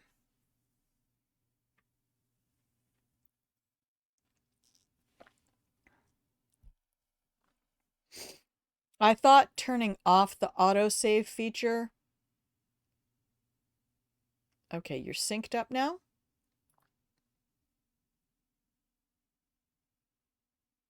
Was supposed to take care of that?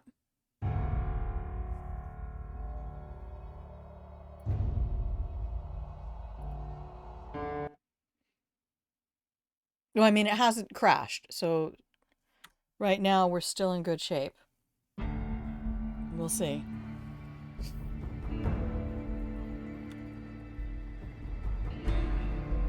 Cross your fingers, chat.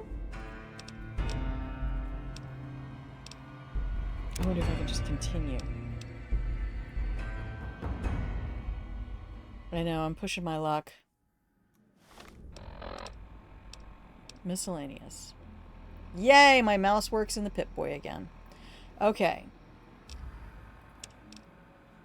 Dear Tracy, things have been going well for me here in Vegas. I've had pretty decent luck at the tables lately. I'm going to hit the roulette tables again. I'm going to win big this time. Real big. I can feel it. Wish me luck, Mark. Golly, we have all of this stuff. Okay.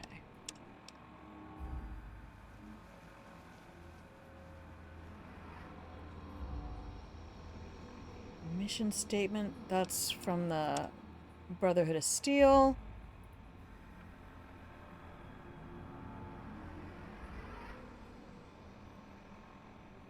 Oh, that's the thing I stole from Blackwell. Good heavens. Okay, we're going to look at our quests. We're still on Ring-a-Ding. We're going to find Benny today. Look at all of these quests. This game, though. Let me take a quick look here.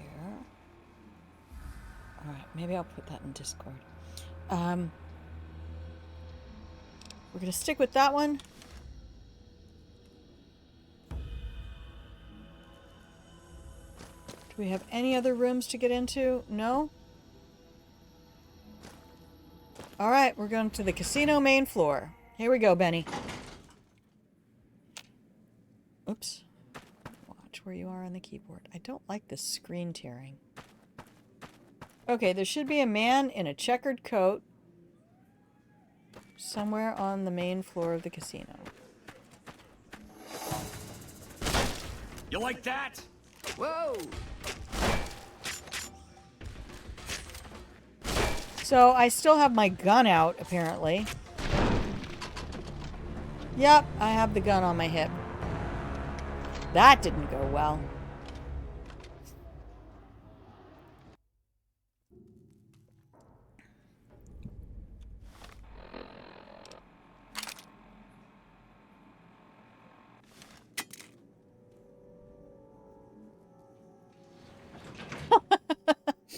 Whoopsie!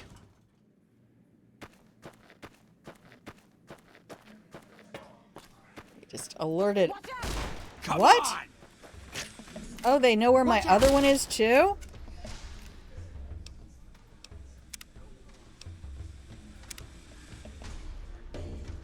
Or did they just know that I killed these two guys?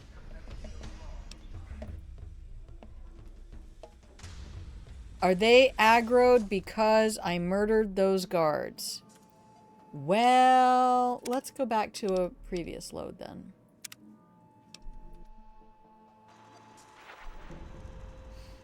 Now that I know... Okay, we're looking for magazines everywhere. Nothing in there. Actually, I'm not even sure I care about the magazines. Do these guys care if I unlock doors? It wasn't red.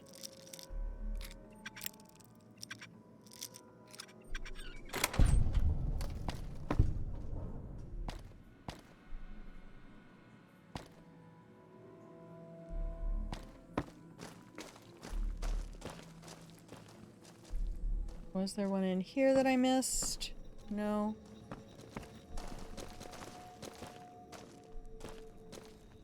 You just stop and stare right at that door. That one requires a key. Ring a ding, baby. Yeah, ring a ding, baby. So they didn't care about any of this.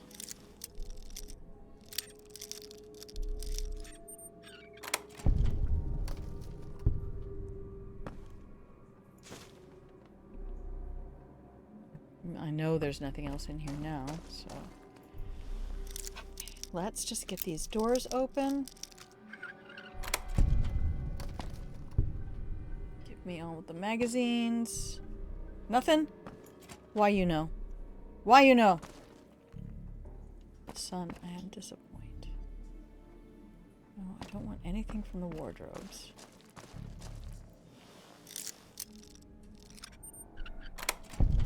Wow.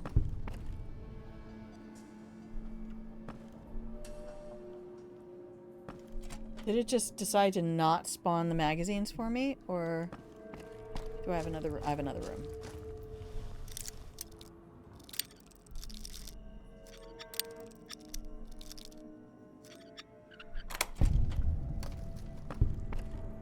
Okay, take the strip ladder. There it is.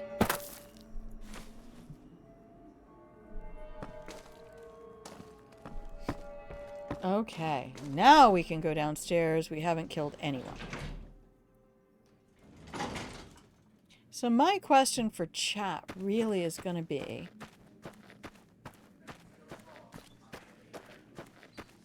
If I decided to do a second stream, so we're finishing up this one.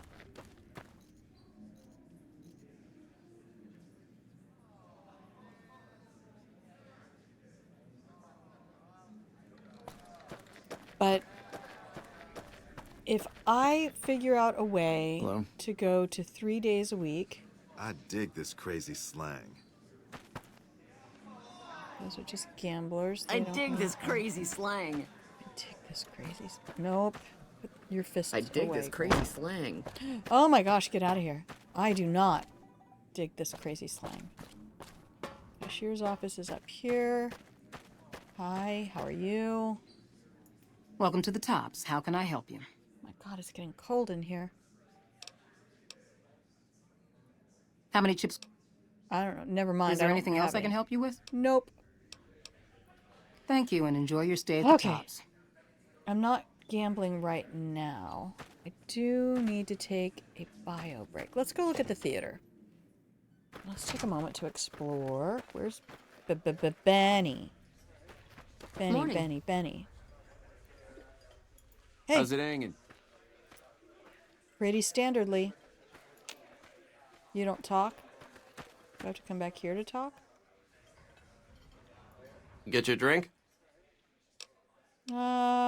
Sure. Best booze in Vegas, baby.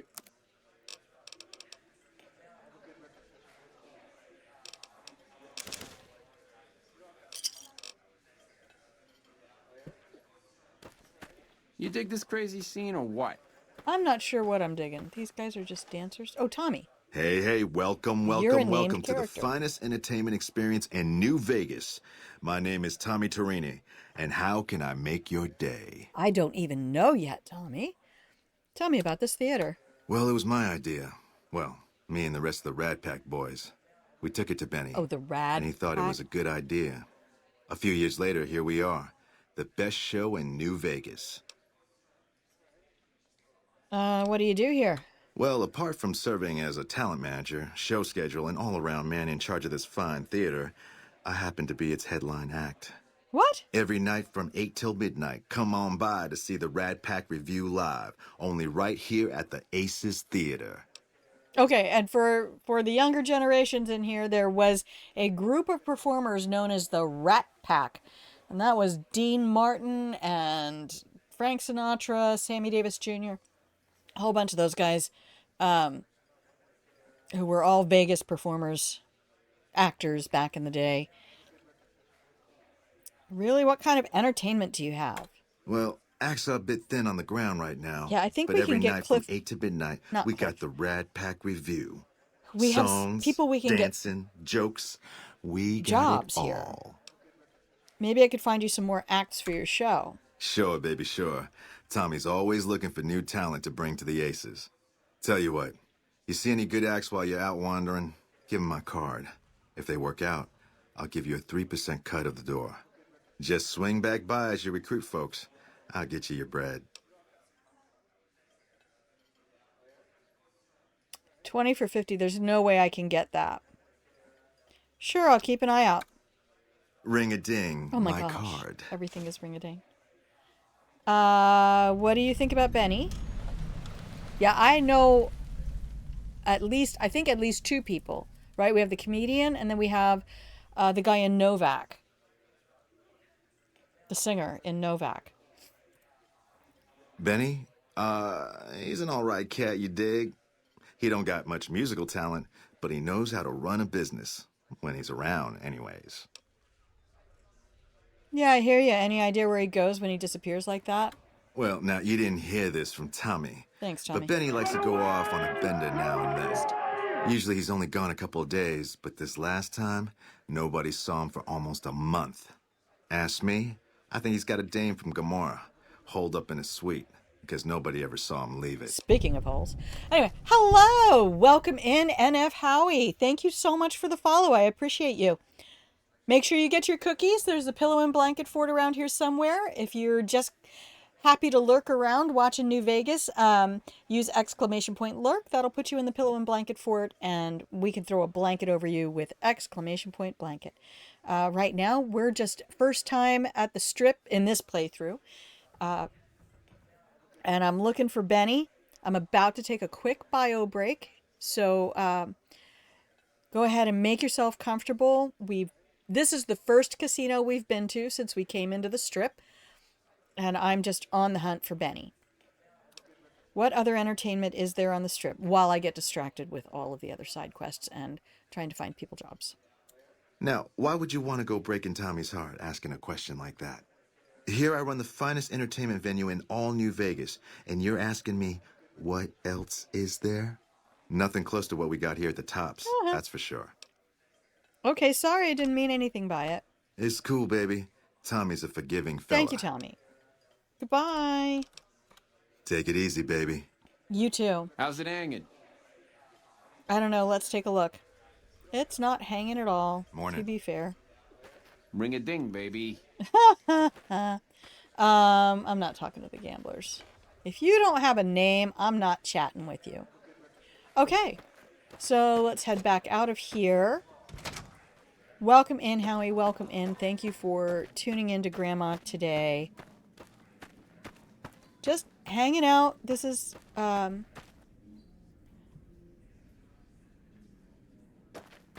should really be looking around Hey, your for mama, more what's loot. the haps? What's the haps? Well, let me tell you. I'm the haps. That's what haps. Hey. Okay. I don't see Benny anywhere. So, wait a minute. I see Benny right there. Oh my gosh! I'm a hard save right in that moment. We are just derping around New Vegas today, Howie. So thank you for being here. I appreciate your company. I'm going to hop out for a hot second. And then we will come back and interface with the man himself. Rest in peace, Matthew Perry. Thank you for all of the things that you did. So much more than friends. He actually developed, I think it started a group that was assisting people coming out of rehabs because of all of the struggles that he had. So please give people in celebrity status more breadth than just what you know them for. So many people have aspects of their lives that we don't even realize all the good they've put into this world. So I will BRB. This time, I'll see if I can give you some music. Okay, don't go anywhere. Give me 2 minutes. I'll be right back.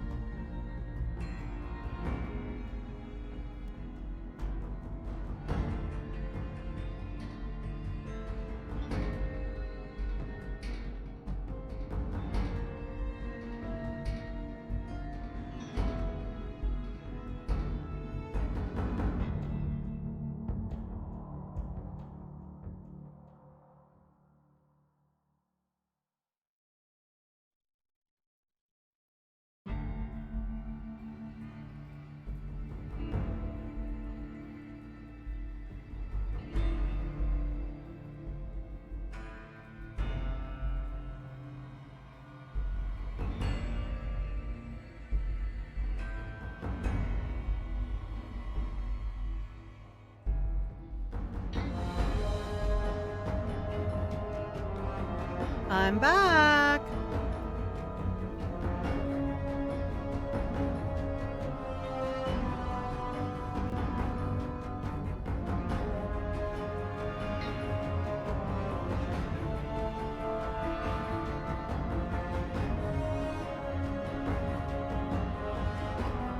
Okay, here we are. Hello, everybody. Thank you, thank you, thank you, thank you.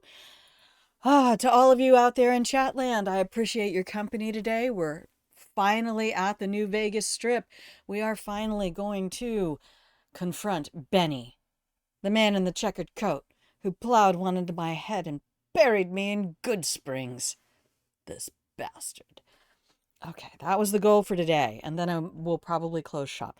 My question for chat from before was, if I'm able to work it out of my schedule to do a second stream, would you be interested in Baldur's Gate 3? I know everybody's playing it, and I'm not, of course, I'm not in here as a gaming expert of any sort. I got my eye on you. Shut up. What in the goddamn? That's right. Let's keep this in the groove, hey? Smooth moves like smooth little babies. Okay, we've got him right here. Pilgrimage! Hi, baby! Not you? Not a BG3 fan? Was that the reply to that question? I'm just doing a casual playthrough because I really like being in the world. And I haven't been streaming it because I think that game can be a bit of a lightning rod for people who... It's not your kind of a game at all. Yeah. I just like the storytelling. I like the open world. I love Valerian Studios and all of their storytelling stuff. Give me one good reason not to kill you. You want a reason? How about 4? Try it. They're called bodyguards, and every one of them is packing. Me too, so baby makes 5. Add to that, every chairman in this joint is armed, and not with some holdout pea shooter like maybe you smuggled through security. Which Anyhow, was baby, pretty much a pea shooter. you didn't come here for vengeance. You came to get clued in. What say you and me cash out? Go somewheres more private-like. Any questions you got, I'll answer.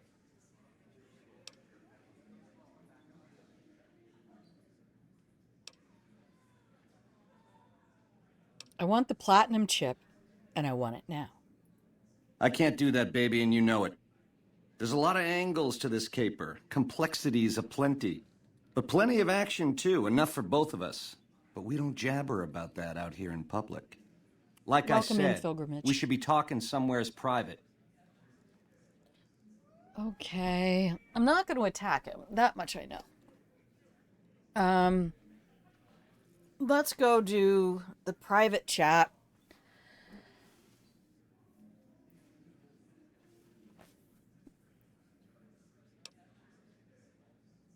I don't want to tell him I talked with Yes Man already. I don't, that's the challenge of going back and forth between Baldur's Gate 3 and Fallout New Vegas, is that they're decades apart, and the consequences of your dialogue choices in a game like this don't really have the depth that they do in that they do in Baldur's Gate. What did you have in mind? To start, I'll comp you the presidential. Best suite in the house. You deserve a taste of the VIP lifestyle. No kidding. I'll hang out down here for a while to make everything look business as usual, then come to you. Any questions you got, I'll answer. Guaranteed. Ooh, I like that. I get a speech option. 2 conditions. Lose the bodyguards, and we both go to the suite now. If that's what it takes to win your trust, that's what it takes. Follow me. Oh, so no funny business. Here, I gotta Keep follow those him hands like where I can this. see them. No sudden moves around the boss, got it? Okay. Don't get too close. Where'd you go, Benny? Now that you and me's got some privacy, I gotta ask, how is it that you're still living? Because you're a lousy shot. And for those of you who don't know, Benny was voiced by the recently deceased Matthew Perry. Thank you for everything you did outside of what everybody knows you for. Takes more than a couple bullets in the head to stop me. Yeah, hello. Well, serves me right for using a 9mm. Once you were vertical, how'd you track me down? Seems you dropped something in Boulder City. To think I deemed that flint box my lucky charm. Oh, the irony. I guess that's enough scratching around at first base. Tell me, which way is the wind gonna blow?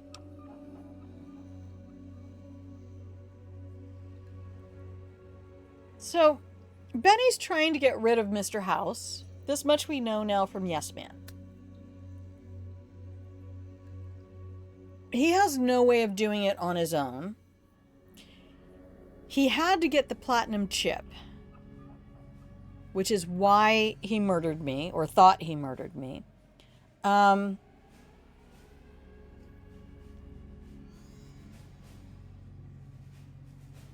At this moment, I'm thinking this is just a guy with a job, right?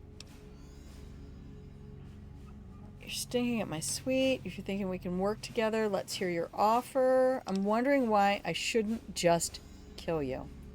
You got a crazy drop on me here, baby. I That's do. for sure. If killing's what you came for, this would be the time. But baby, you'd be disappointing me. All the trouble you went through to arrange this shindig must be something more you're after.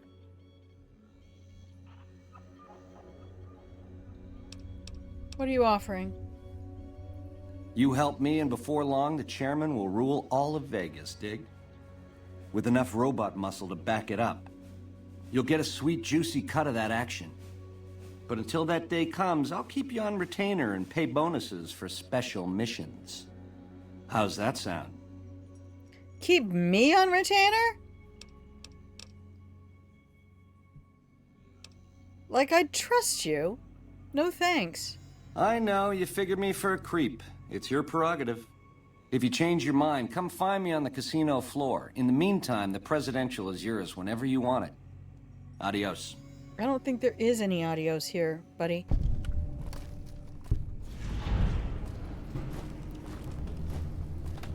Can we beat him to death? Hey! Had enough? Well, you are a lousy shot, dang.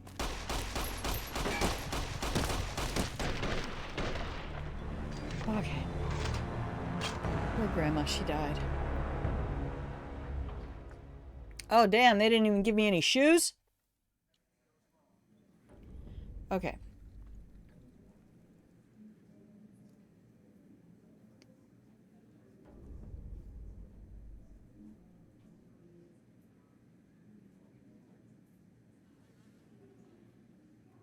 Let me come up here for a hot second and look at this.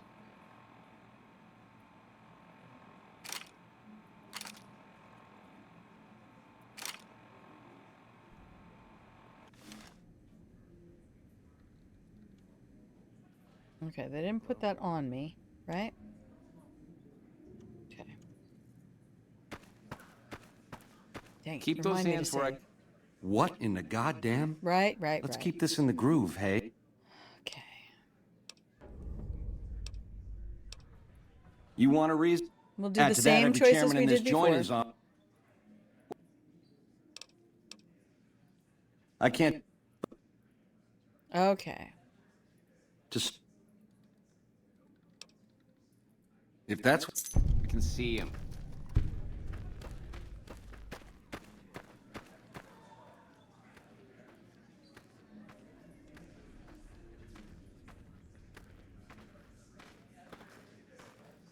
Keep those hands where I... Okay, here we Have a go. seat, baby. Let's get this kicking.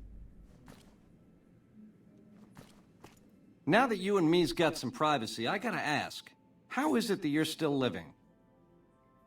Takes more than a couple bullets in the Yeah. head. Once you... I'm persistent, that's all. Yeah, that... I'm wondering why I shouldn't just You've kill got you. a crazy drop up, but What are you offering? you help me and you'll get Answers first, then I decide. You got... Okay, let's get some more info out of him. First things first, tell me about the platinum chip. It's the House Edge, baby. Literally. It's what Mr. House needs to stack the odds in his favor. What does the chip do? It has something to do with the Securitrons. I know that much. Upgrades their hitting power, gives them heft. Might be slightly useful if you're looking to defend the Strip from Caesar's Legion or the NCR. Or maybe both. How does the chip work? It's some kind of data storage device, dig?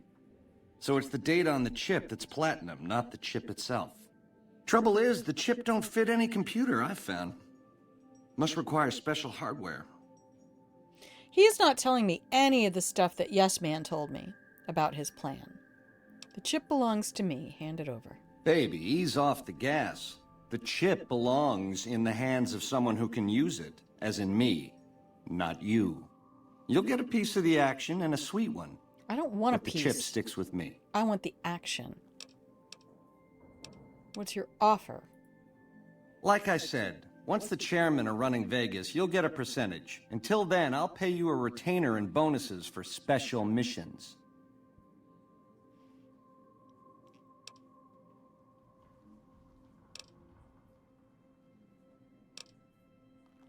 I've never done this part where I work for him.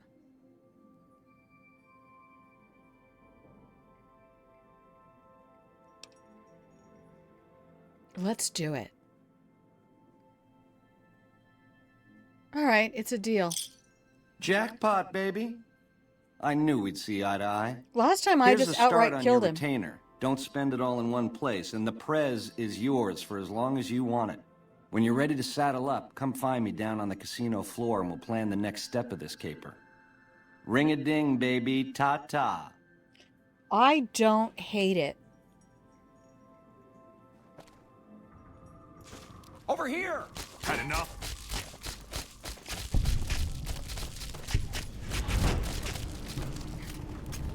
You like that? Oh, I get it. So he agreed to work with me and then sent the chairman in to kill me. Hey. That's why we don't work with him.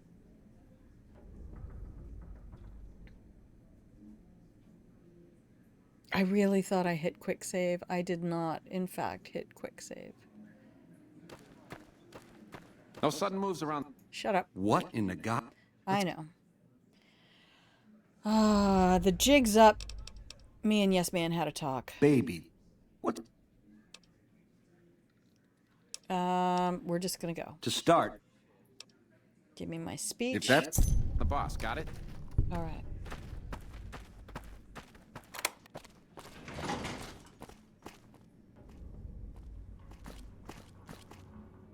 No.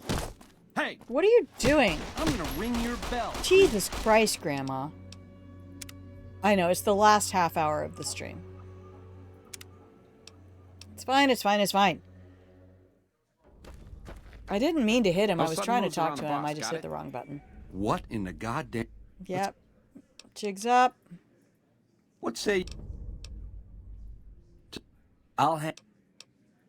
If that's... Okay, try again. And F5.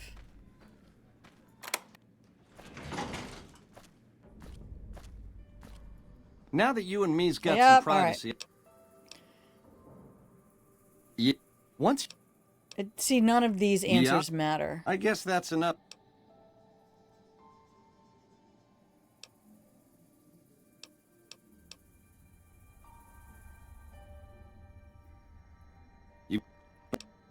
Okay.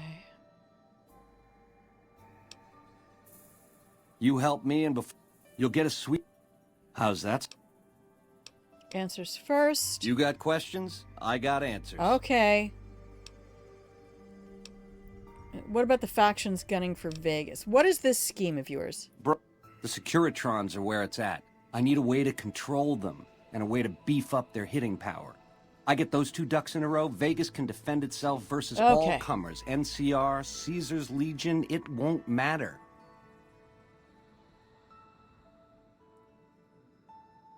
What's the deal with your secret workshop and your yes man friend? You really weren't supposed to talk to him. Lol, too late. All right. So, he used to be a Securitron on patrol, square as the rest, until I gave him a Mickey in the shape of a pulse grenade. Once he was on the nod, I yanked some wires and dragged him up to the workshop. I had some help, you see. Gal named Emily, one of the followers over in Freeside, a real whiz when it comes to things technical. She programmed his personality. Once Yes Man was hooked back into House's data network, I started learning a lot more about what he was up to, dig? Like where and when to find you. What makes you think you can succeed? Baby, the odds may look long, but that's just because we ain't done rigging them. I won't toss the dice until we are. I've gleaned a lot working with Mr. House. He was a good cat to swing with. I still got a lot to learn, but it's So he's not a guy with a job. This is a guy who goes with the current of success. He will surf whatever wave gets him where he wants to be, and it doesn't matter who goes under while he's doing it. You're willing to commit murder to make this happen? Baby, do you not understand the level of game Just keep here? calling me baby. What I did to you was rotten. But if you think House, the NCR, or Caesar won't kill to put Vegas in their pocket, I really did blow out your brains.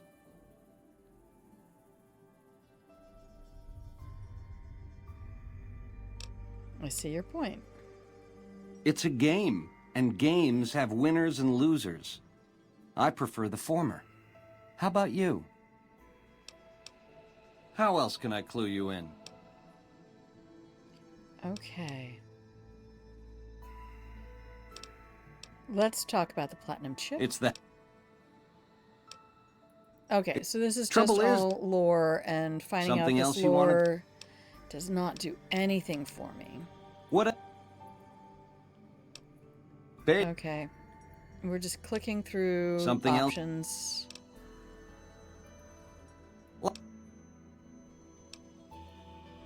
I know. If you change your mind, come find me on the casino.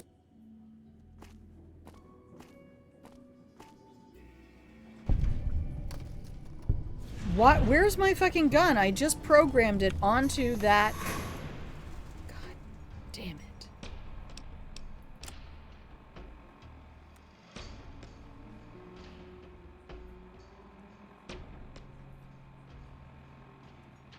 I am so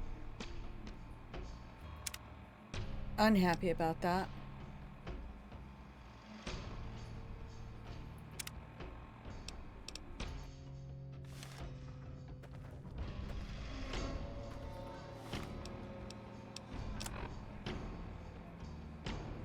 Okay, lock that in.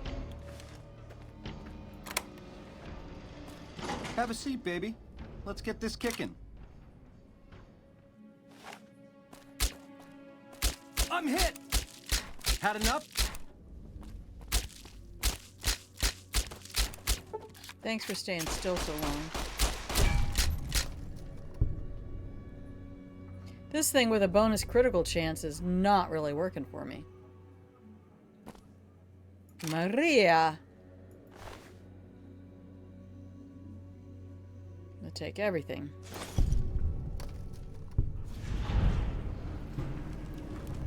Good night, Benny.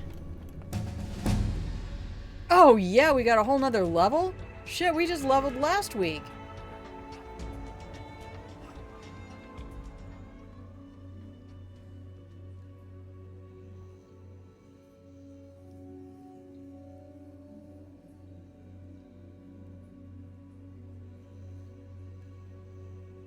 The nice thing is, I'm fairly certain that none of those dialogue trees will change what my character knows in the game. So it's kind of a nice thing about playing some of these earlier RPGs, CRPGs. I should probably get barter up at this point. It's gonna become important real fast.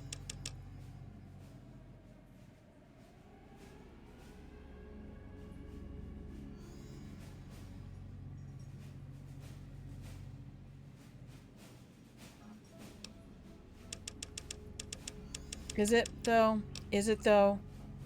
Because I already have speech of 60.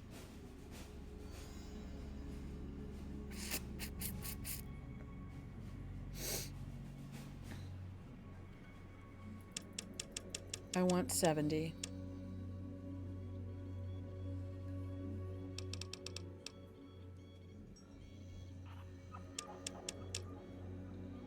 Yep, I'm going with that. Level 17.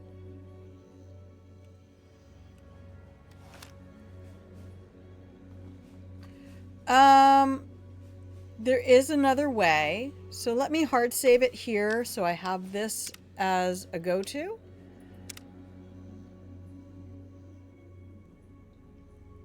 And let me go back to the quick save.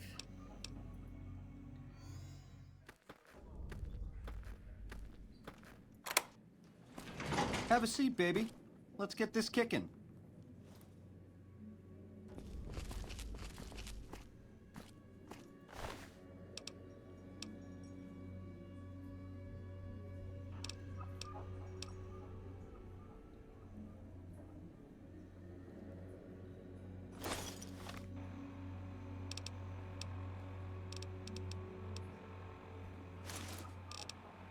Okay, so I can do all of this in this moment.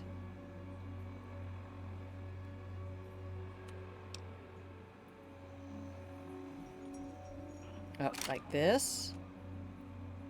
Nice. Ugh! You like that? Ooh! Ah! Okay, we finally got Benny down. Take everything.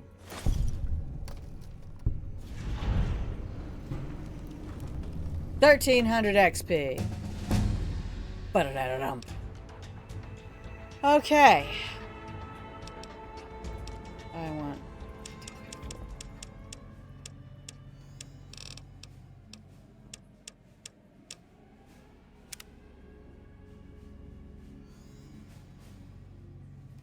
That took a lot of bullets. Man, they gave him nice legs. Never skip leg day, gentlemen. Let me just tell you. Tip from Grandma. Leg day is important.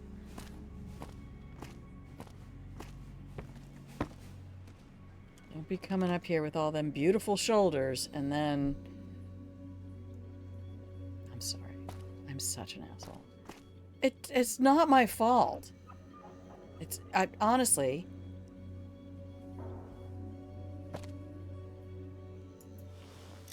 Oh, this is average? Look. That first serious boyfriend, he wanted to be a junior bodybuilder. Like, we would go work out together.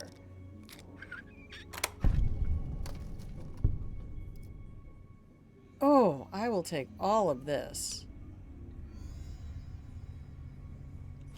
Absolutely magnificent physique. Which is why I'm really glad to be in a job where I'm using my body again, because I can already see the difference in... What's that? Toy car. It's just books. Burned books. We'll use all of that in the big empty. Oh my gosh, we were supposed to go to the big empty eventually. Oh, this is a massive suite. No med kit. No med kit. Alright.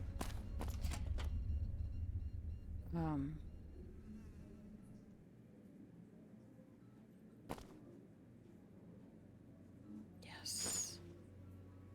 Magazines. Give me all the magazines. Ooh.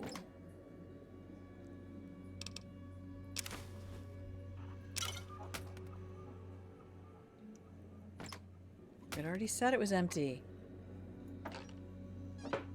Okay. This is a massive suite. Okay. we checked this bookshelf, right? I don't see any hidden magazines. Hidden magazine, Crouching Grandma. Oh, yeah.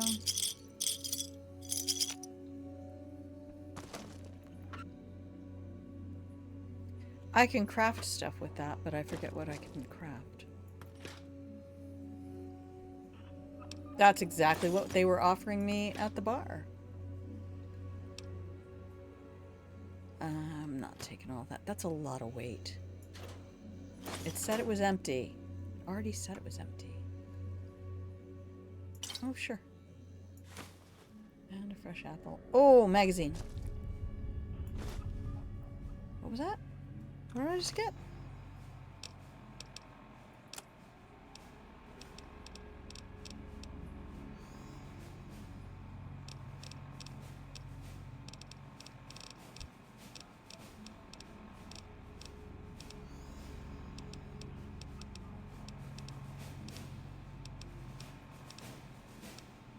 Oh my goodness, I love it. Look at all of this.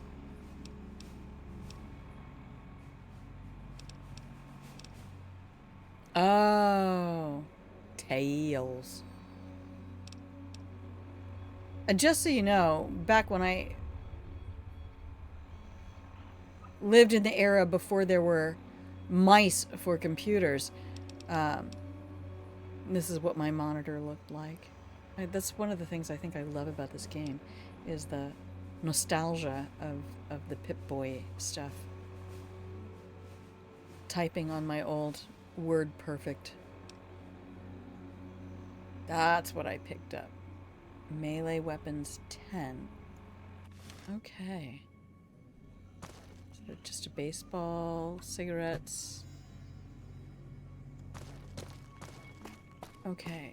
Can I put on Benny's outfit? I think I can. Can't I?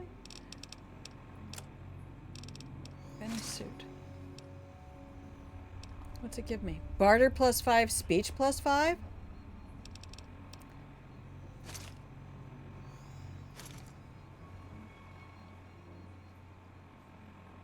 Let's see how I look. How do I look as Benny? Oh, that weapon needs to go. I'm not getting out of the casino with that weapon.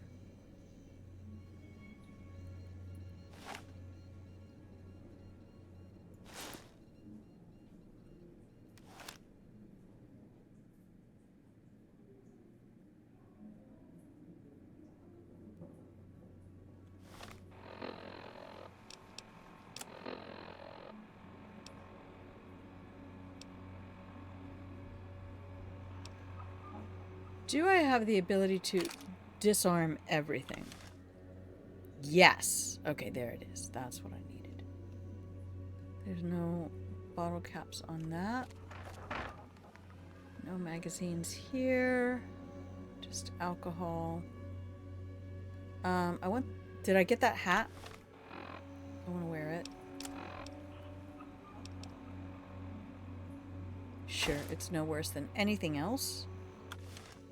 Let's see. Grandma, how you looking? You look like you belong here, girl. I kind of still like the naughty nightwear, but I'm gonna go with this. And you know what we're gonna do? I think we are gonna save the game and then come back to this spot next time we play.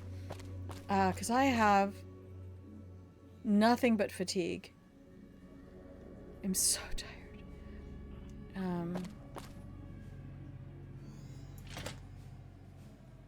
Oh, what do we have here? What? Food? Magazines? Give me magazines. What's all of this stuff? Any bottle caps? Nope, don't see any.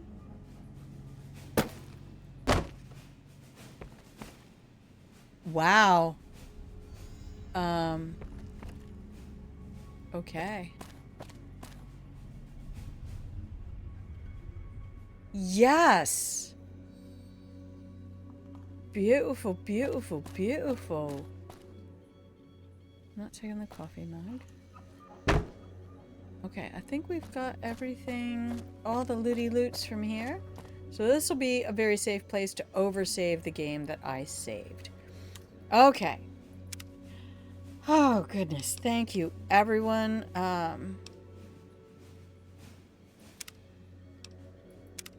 Yeah, this is the answer I wanted. We just murder Benny, take the chip. The big question will be, does somebody recognize me in this suit and aggro? But the chances are this game is older. Word Perfect. Oh, right. Word Perfect was way superior. The same way Harvard Graphics was way superior to fucking PowerPoint. Oh my ceiling cap. Hey, there's the high roller. Right? It's me, the high roller. Look at me. I'm just Benny. No reason I would have his clothes. Nope, not at all. No reason I would look like that guy who is no longer here. Okay. I wrote 30,000 words to a novel in Word Perfect. And then when I was in officer training school for the Air Force, I fractured my foot and I had to take convalescent leave. Hello. So, who's saying hello? Did you just creep up on me, darling? Hey, there's the high roller. Yeah, I just heard that. You're annoying.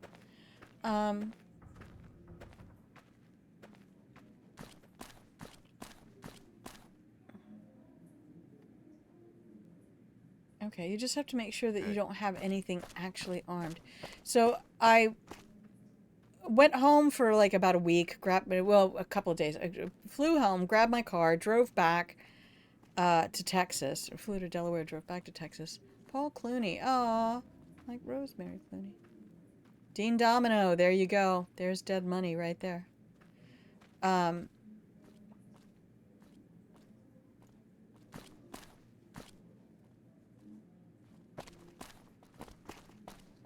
Now that I found the one letter, I'm starting to think there might be more.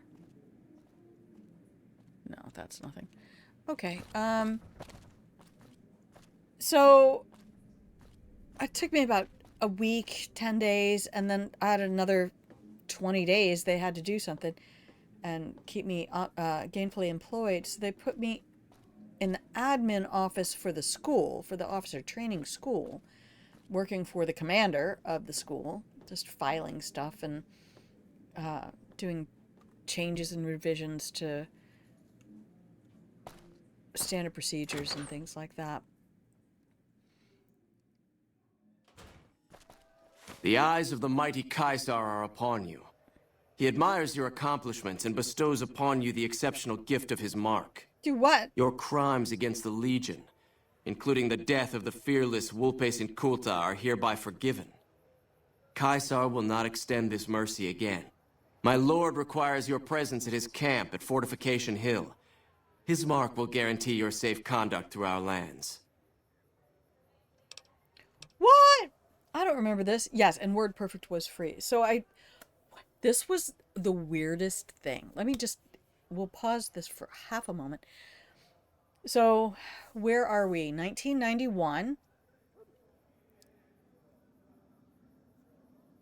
I went home, came back, put me to work in the admin office, and one of the projects that was going on at the school, so officer training school for the Air Force means you either already have your degree.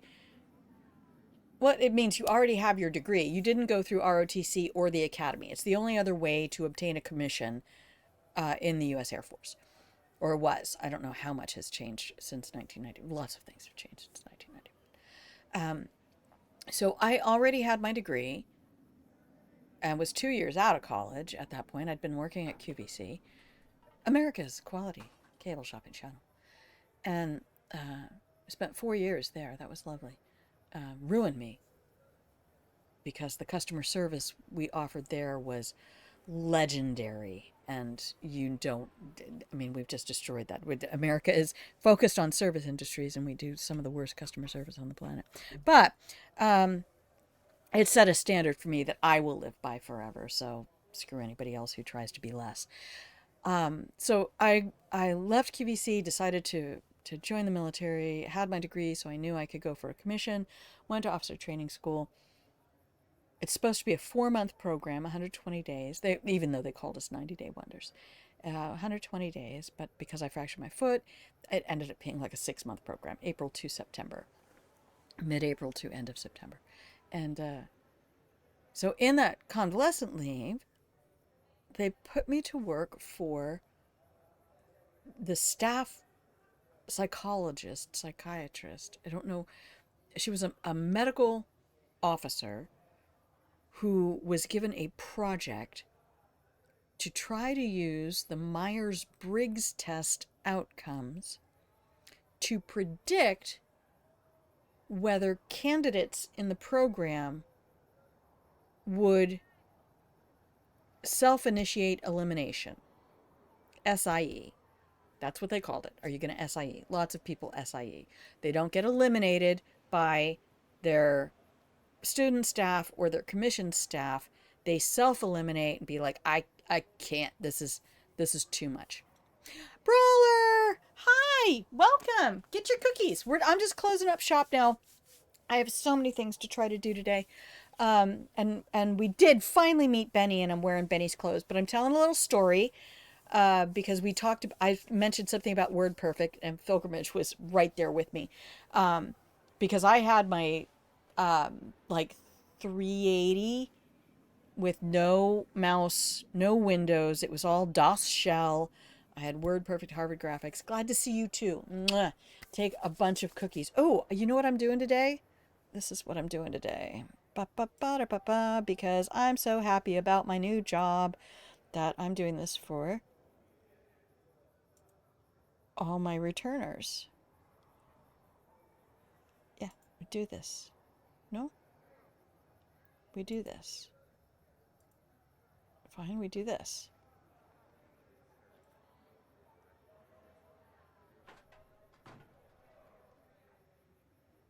Oh, shit. Here we go again. There we go. All right. Yeah, no, thank you for being here. Thank you for coming back. I half expect most people to stop in and then disappear. But I appreciate your company. And yeah, everybody do the dino dance. Dino dance. Do you not know that all the voice actors for Baldur's Gate 3 are streaming the game? And Devora Wild is... I don't think she'd ever played a video game before. She's the voice actor for Lae'zel. And oh my fucking god, if you don't go check out these people, Amelia Tyler and Jay Britton are just hilarious. Anyway, yes, take advantage of all your emos. So I was telling the story about how when I was in officer training school, I was on convalescent leave from my fractured foot, working in the admin office, and the staff psychiatrist, Air Force officer, was on a project trying to determine if someone's Myers-Briggs personality test outcome could predict whether or not they would self-initiate elimination from the officer training school program. And I think their goal was to have people take the test prior to entry and then flag those people as likely washouts for the program. Turns out that the Myers-Briggs test is about as effective in predicting anything as the zodiac compass or any other thing. But I was using Harvard Graphics to present all of the metrics she assembled from her research over the previous classes. So Harvard Graphics was 1000% superior to PowerPoint. When I finally got out into the active duty military and they were using PowerPoint, I was like, this sucks. That's very much how I felt about using Microsoft Word after using WordPerfect for so many years. It just, everything got worse. And there's nothing you can do about it. You can't go back and use the things because then they're not compatible with everybody else. It's just I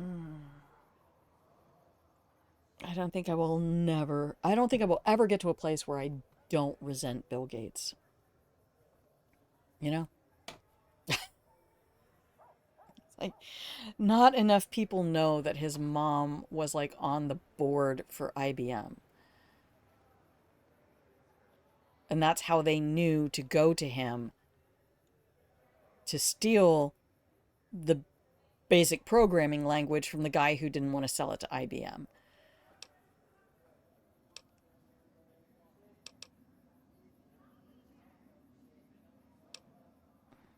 So this guy just showed up here, and instead of trying to kill me, Ilario said, I'm invited to go see Kaiser.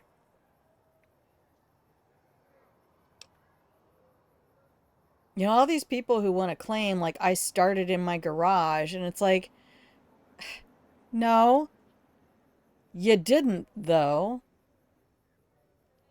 This guy, you shoot him?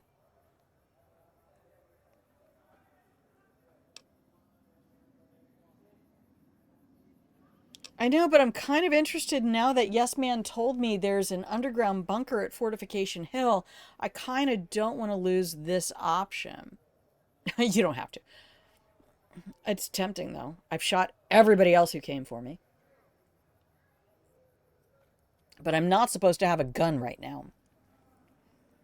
Oh, no, I'm not in a casino. It might not matter, but I don't want to aggro everybody in the area because I'm getting ready to close up shop. Agent of Chaos. Chaos Monkey. That's what we do. Tell Kaiser I accept his invitation. Yeah, we'll just Seek accept. Kaiser by way of Cottonwood Cove, south of Nelson. The Yeah, cursor seek my Lucullus ass will be by way waiting. of my cheeks. Hey, you there. I have a message for you. Everybody. It's from Ambassador Crocker. Very important. Here you go. Thanks, Liam. Yeah, everybody wanna be my friend. Travel to Cottonwood Cove. Oh no, I need miscellaneous. Ambassador Crocker's note. I wish to speak with you immediately in regards to important matters. I trust you have learned enough in your travels to know that the new California Republic is an honorable nation engaged in a beneficent mission in the Mojave in general, and New Vegas in particular. It is, in addition, a wealthy nation that rewards persons who dedicate themselves to its national interests. If you have to bribe me, you're not a good nation, whether for reasons patriotic or material. Allow me to reassure you that if you have committed any crimes or misdemeanors against the Republic, it is in my power to pardon misconduct of this sort. More bribery. I stand ready to receive you. Hang on. Let me get the harness. At your earliest convenience and... Okay, maybe some lube. In my orifices, at the New California Republic Embassy at the south side of the Vegas Strip. Really, though, if you are Ambassador Crocker, you would have just told me to ask a minion for directions. You wouldn't have put them all in here. God bless the Duke... God bless the New California Republic. Nope. Dennis Crocker, Ambassador Extraordinary and Plenipotentiary, Department of State, New California Republic. I am a supercilious ass, is all that needs to say. Dear Tracy, Jack's love story, Nellis, Brotherhood of Steel. Oh no, it wasn't. That was the inventory thing. That's the Brotherhood of Steel. Paladin Raselian, you and an escort are to investigate the military base to the northeast for the components we need. We've had reports that the current occupants are fiercely territorial, but it's highly unlikely they have any weapons that can seriously threaten someone in full power armor. Oh, you were mistaken. The threat level is considered minimal. Famous last words. Those were the folks at Nellis. LOL! Also, I know there's an old trait. Oh, yeah. Okay, back. Alright, so let's check out quests. I did not mean to grab that. Find Mr. House's hidden bunker buried beneath the Legion stronghold at Fortification Hill.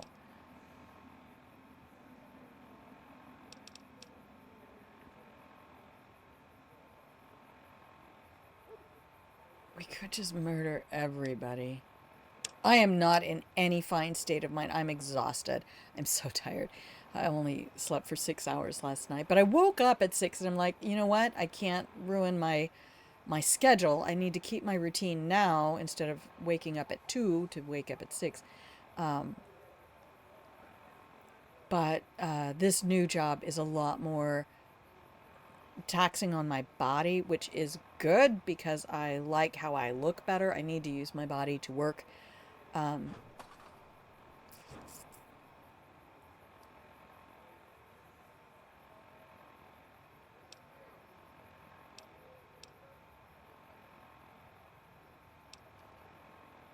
I feel healthier. I feel more satisfied and accomplished in what I'm doing. The passengers who ride the shuttle to the airport get an email requesting them to rate their ride. And the feedback I'm getting from the passengers, not just in the tips, but also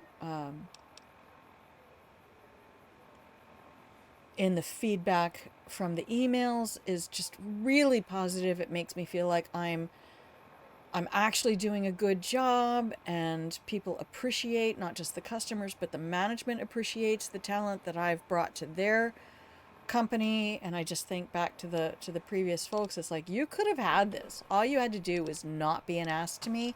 And I don't really think that was such a hard ask.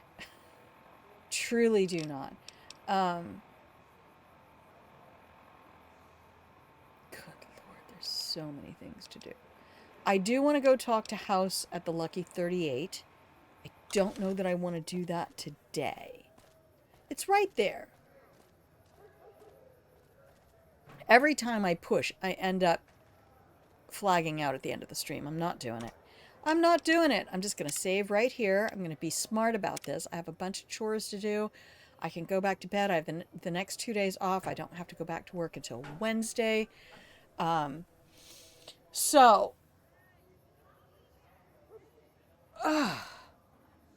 It's been a good day. We got some shit done today. We did.